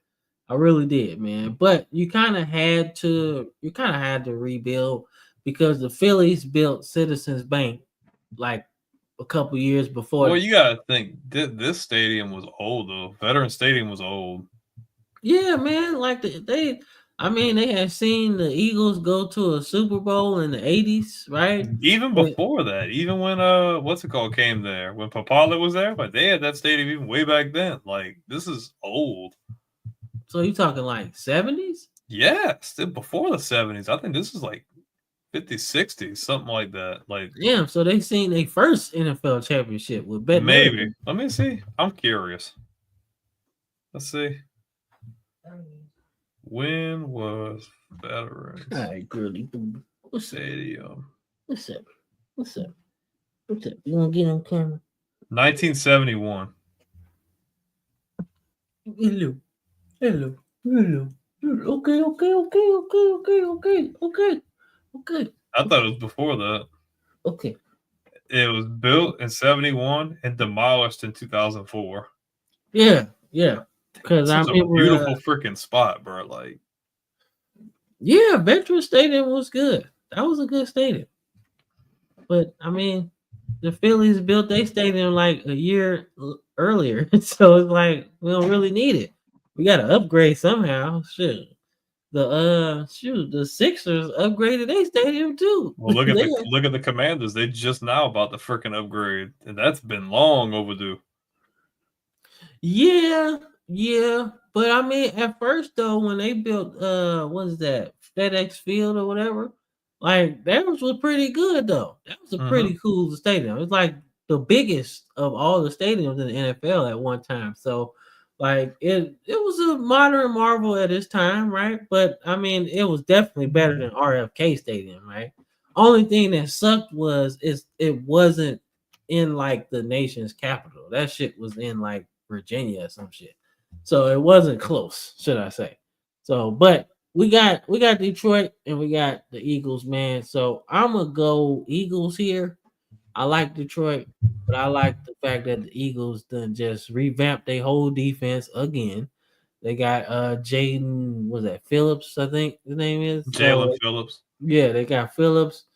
They got some more running backs. They just go throw. I don't know how many running backs they got, but they got like 4 of them. And I'm like, why do you need so many? But fuck, it works. Hank Bigsby, Will Shipley. Yeah. Freaking, yeah. They picked up somebody else too. I forgot who they picked up. Somebody else. But then you got Saquon Barkley. So it's like, like shit. How many do you need? Howie But, I mean, Roseman they be did that cheating. before though. Howie Roseman be cheating. Yeah, he be cheating, bro. But he cheats so good that He cheats like, so good. he cheats so good that nobody wants to trade with him. Like No, he he's like he gonna literally, finesse us. He gonna make it look like we win, but we lose. man, they wanted Michael Parsons, but the Cowboys wasn't trying to do They it. put that clause in his contract that if That's they fu- trade him to they trade the Philly, they got to give up the 2028 first round pick. shit. At this point, they wouldn't even they wouldn't even fucking matter. It would be like the 30th pick or some shit. The Eagles aren't gonna be bad for a while, okay? So it doesn't matter. I would have just took the trade if I was them. I'm like, but that's okay because they got a motivated Phillips, man. And he been with the Dolphins for so long, and they suck. So he gonna be like, shit, I'm good. I'm good, man. Shit, they gonna be like, cause I was doing the time machine, man, which I'm gonna drop another episode tomorrow.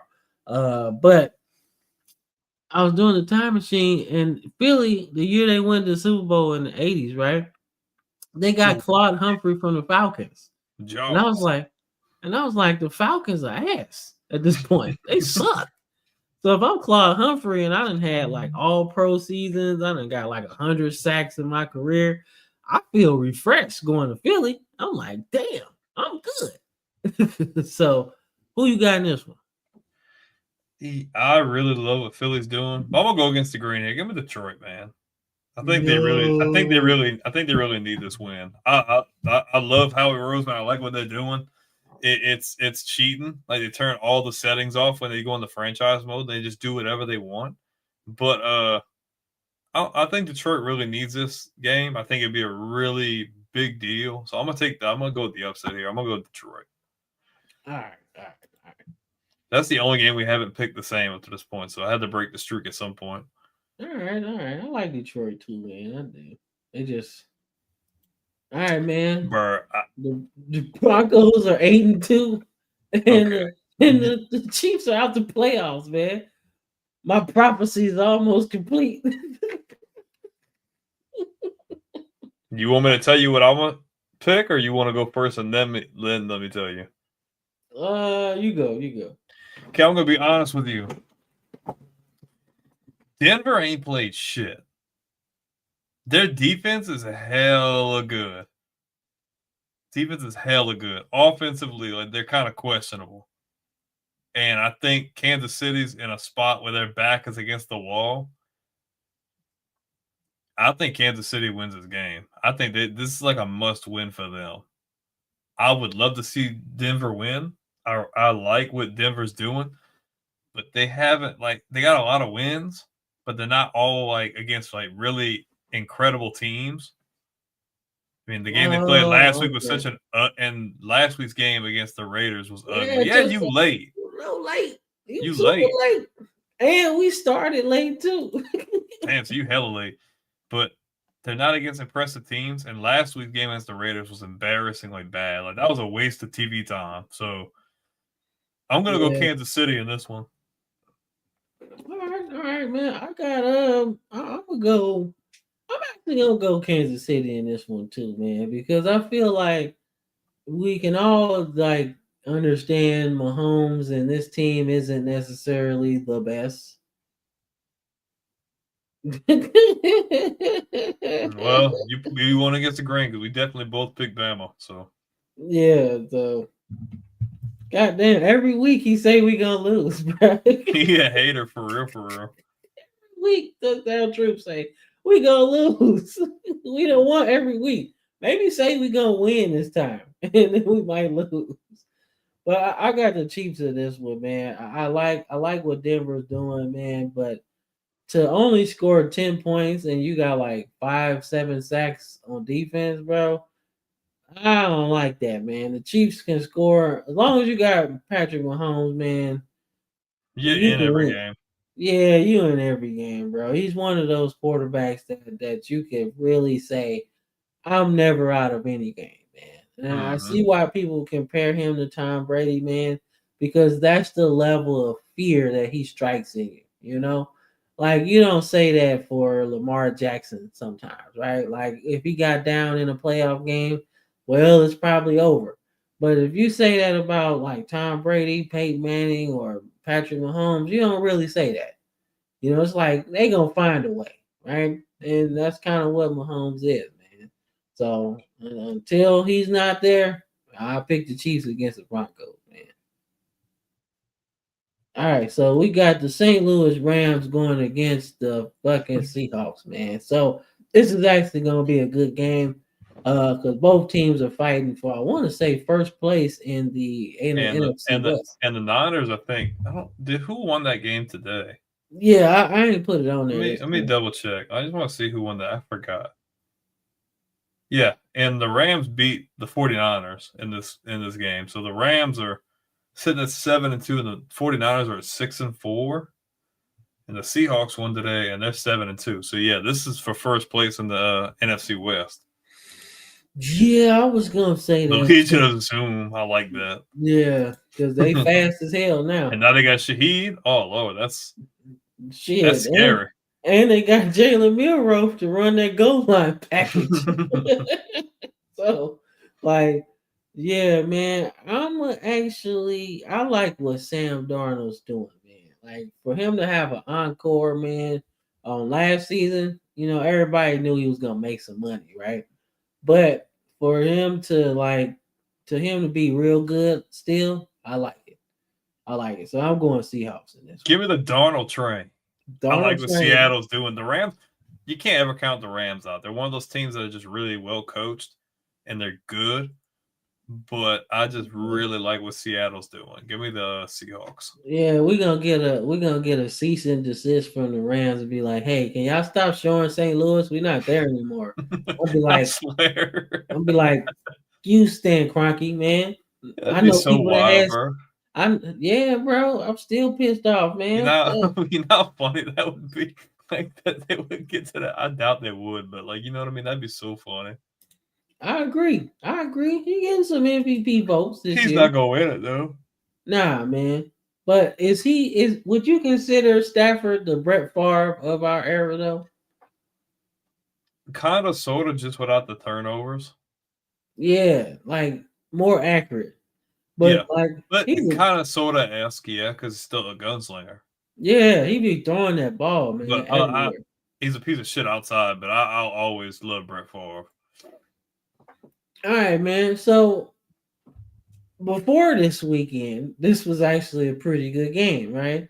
Because you had, I want to say the Jaguars was like 6 and something, and the Chargers are 6 and something, right? So I was thinking it's gonna be a cool game, man. And now the Jaguars are probably gonna be without Brian Thomas Jr. I'm going to San Diego Chargers. The Superchargers. Yeah, I'm going to Chargers in this. The Chargers are up on the Steelers right now, like 15-3 too. Jacksonville's so hit or miss. Like, man, you think they're so good 1 second, and it's like, nope, I'm gonna drop that to Houston. But yeah, We both picked Georgia in this. yeah, we picked Georgia. He probably like, oh no, but yeah, give me the San Diego Chargers. Yeah, we'll get a cease and desist from Spanos, the owner. That'd He'll be be cool. like, That'd be cool. I'd be like, I ain't stopping. he's like, no, man, this is a free platform, and you shouldn't have left. Fuck you. Nah, bro. Shouldn't have. That's so gross. Like, come on.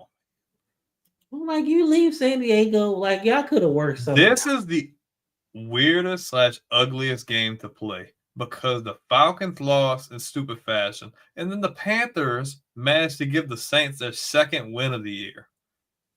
Yeah, I don't know why I put this That's game on here, but I said this is a battle. See, we knew you was gonna do that. I literally just said that. Like, no, we picking Texas. I'm like, what? The Chargers, how did Jacksonville lose? Because just ass, I guess. Because they asked, bro. Like, Trevor Lawrence is the richest quarterback that plays like so mid. like he is the middest quarterback ever, bro. Like, and he shouldn't be. That's the thing. But he's so mid. He was supposed to be the next Peyton Manning almost. Just he could run, next like generational type guy. But yeah, man. But man, Urban Meyer nerfed him though. It's like, god damn. Out there kicking the freaking placeholders and stuff. Yeah, man. And I hear Urban Meyer talk all the time. And I'm like, so, okay, he's a legendary college coach. But are we really going to forget the fact that he really bombed in the NFL, bro?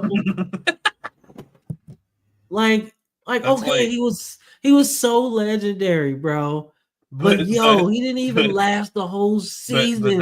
But that's the difference between Urban Meyer and Nick Saban. Nick Saban is not going out like that.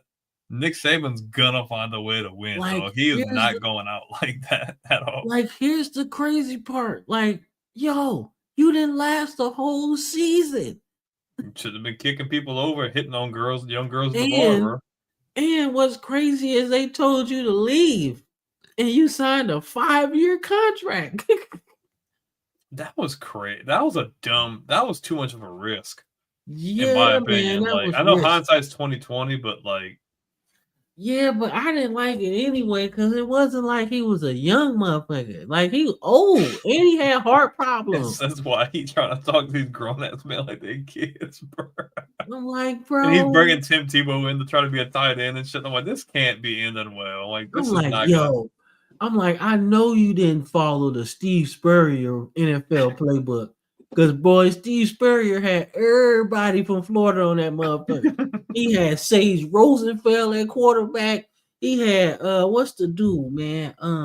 God damn. Oh, my God. He had, it was Sage Rosenfeld. It was, oh, my God, it was another dude. But he had Danny Warfel on the team, bro. Everybody from Florida, he was trying to run that run and shoot in the NFL so bad, bro. I was like, them was the okay quarterbacks. Danny Warfel got a Heisman, but he had been on like 5 teams at that point. Like, what are we doing? You know what I'm saying?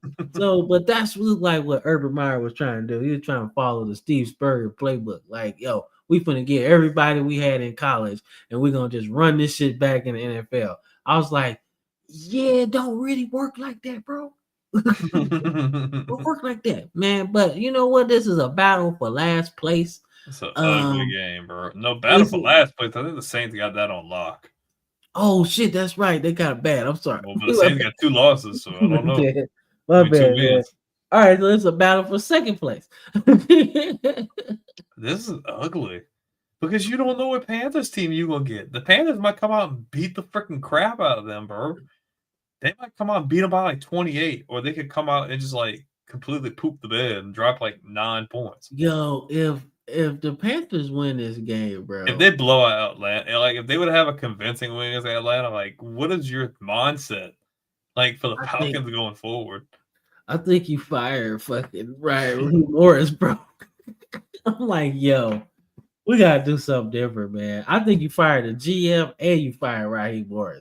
Because quite frankly, the way Arthur Blank was looking at dude when he took Michael Penix. I was talking about that earlier too. He was like, hey man. He was like, yo. Like, what the hell? Hey man, Arthur Blank came in that motherfucker looking like Atlanta black person, bro. He's like, hey, Shorty, come here, man. Come here, Shorty. Shorty, what we doing? Why we take him and we just gave him $90 million? You gotta explain this shit to me. This ain't Madden, though. You can't just be doing crazy stuff like this. He came in that motherfucker with his hands on his hips, like, hey, Shorty, what? What are we doing? He came in there like Cat Williams is a pimp. Like, He's like, hey, yo, yo, like, where you learn this from? Because my we don't name do is a that. pimp named Slickback. he was like, hey, that was the funniest shit. I've never seen an owner do that. Like, hey, Who do you pick? Because like you want to pick the Falcons because they got the talent, you know But what? I'm picking the Panthers, man. They got I'm doubt. going Panthers, Yeah, I'm going Panthers. I got doubt on this. and they're going to beat them at home. Like, imagine if they beat them by a couple touchdowns or something like that. That's ugly. That's gross. That's more than ugly. That's like bad. And then what's crazy is, bro, I was like, man, the Panthers might be a playoff team because they was 5-4 and now they 5-5. Like, that's just nasty, bro. No, you said that last week. I started shaking my head. I'm like, nah.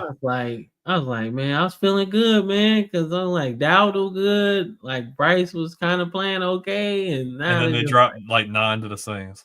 Like And that's Shuck's first start.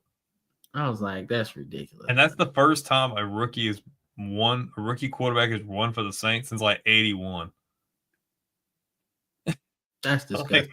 Like 45 years damn near. Yeah, and Arch Manning ain't have too many wins to talk about. So like he ain't even on the list.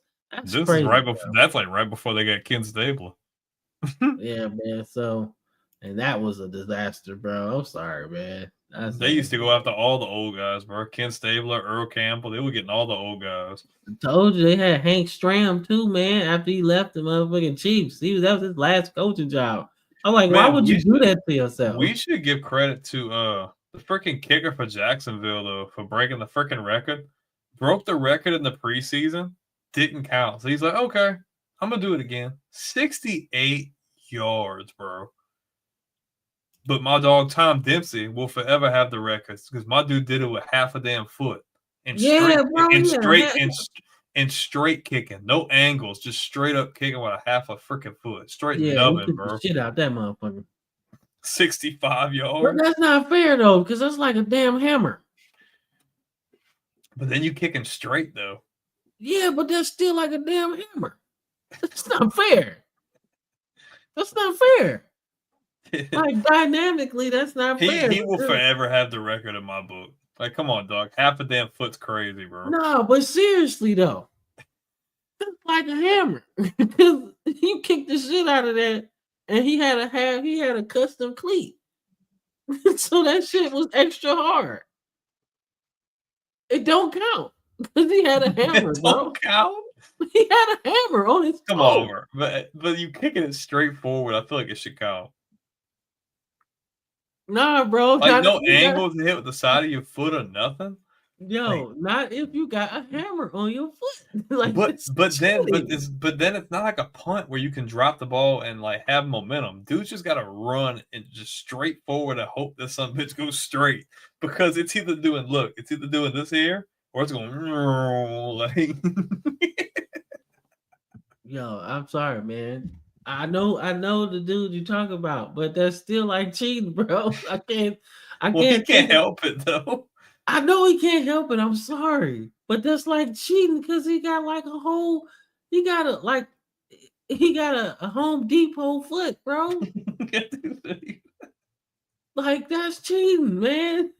We got dudes out here that live their whole life trying to kick field goals, and he got a custom fucking cleat.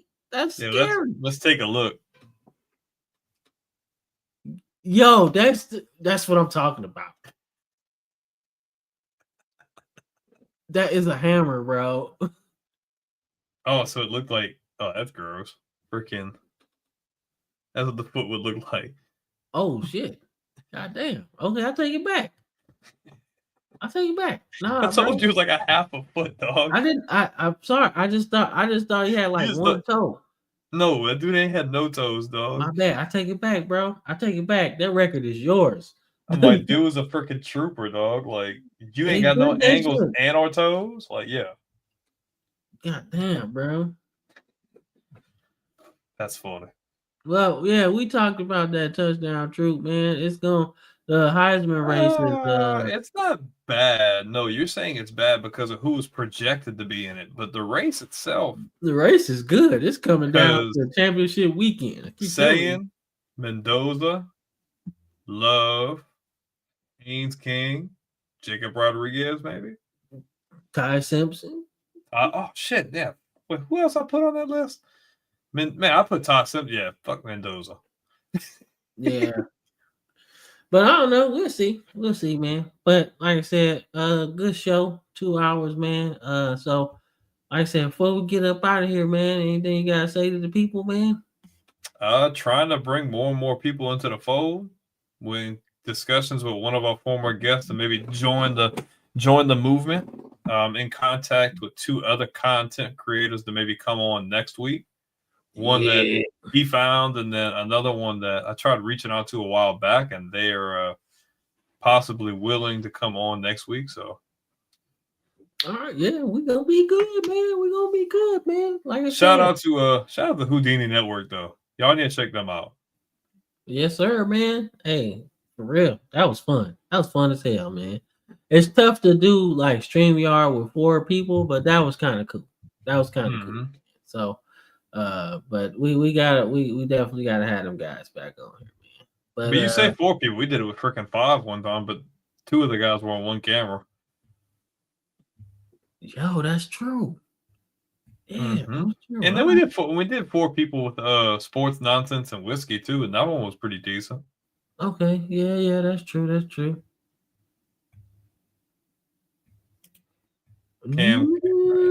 Nah, bro, because there's people out here. It's people. He's good. Don't get me wrong, but it's people out here that say Jeremiah Smith should be in New York instead of saying.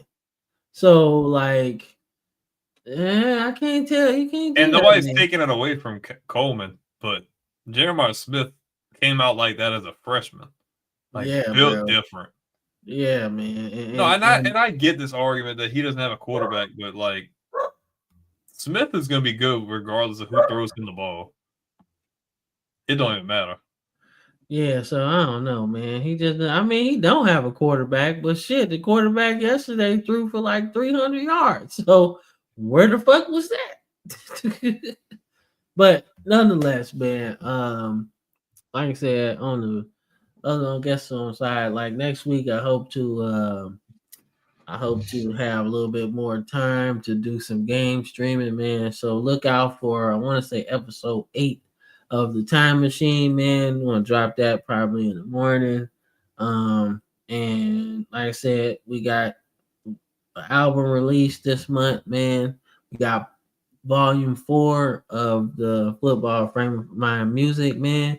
It's the final installation of the Football Frame of Mind music before we branch off into some more interesting topics, should I say, right? Or interesting album titles, man. So y'all gonna really like what we got coming up, man. Y'all just keep watching, man. We'll actually start promoting it on the YouTube channel too, because I've been kind of just trying to keep it, football per se, but we're gonna start promoting it as well on there so we can get it, man. I'm telling you, man, we got 2025, the rest of it booked with this music, man, and then we got 2026. We got some shit. All right, we got some shit. We got some fire shit, man. So I'm just saying, y'all get ready, man. Y'all gonna be like, how the fuck does he keep making music about football? Dude, football got all kinds of shit, man. I could literally make a whole album about goal line. I could make a whole album about 100 reception seasons, man. Did I do that already? I told you about the Jim Mora thing. I don't know if you looked into that, but oh yeah, that's already done, bro. I take credit for that. I will put you on the thing. You need to do that, and you need to do the Herm Edwards one too. Did I do Herman? I didn't do Herman Edwards yet, now. But that's probably gonna be that's probably gonna be on one of them. But the idea I have for this next one is gonna be pretty interesting now, because I gotta kind of get the idea that I want to do. But y'all gonna like this one. Y'all gonna like the next one. So I want to try to release an album every motherfucking month because one of my favorite rappers, Papoose, did it. He released the album every month of the year, and I was like, I want to do that. That'd be fun, man. That'd be fun. It'll take some work, but I can do it. I think I can do it. But nonetheless, man, shout out to my spouse. Shout out to Andrew. Shout out to Courtney, and shout out to myself because I like the video too. Goddamn touchdown troop, you late, man. We about to go. We just said that. We about to go. We just said that. Oh, you late. You trying to get your questions in here, and everybody going home, man. Damn. You Yeah, like the person, Everybody then picked up their tab. They already left. yeah, man. You the person that come into Burger King or McDonald's late or something, and they close. Everybody then cleaned off the grills and everything. Yeah, man. You like, hey, man. I seen on DoorDash y'all don't close for 10 minutes, man. Hey, we going home. Nah, man. But yeah, my favorites are Ty Simpson. I want to say I'd say Haynes King, Jeremiah Love, and a defensive player is Jacob Rodriguez. I won't have any argument against that at all. I agree. Those are the favorites, man. But nonetheless, this has been the Football Frame of Mind weekly show, and we will. Nah, you can't prove it. You would have been in there already. You would have been in the comments bro. from jump. You already told us you was late. Damn, you late. Like He trying to lie. You already said that shit. You gave it up already. But yeah, man, we'll see y'all next Sunday, man. Y'all check us out everywhere. Peace. Peace.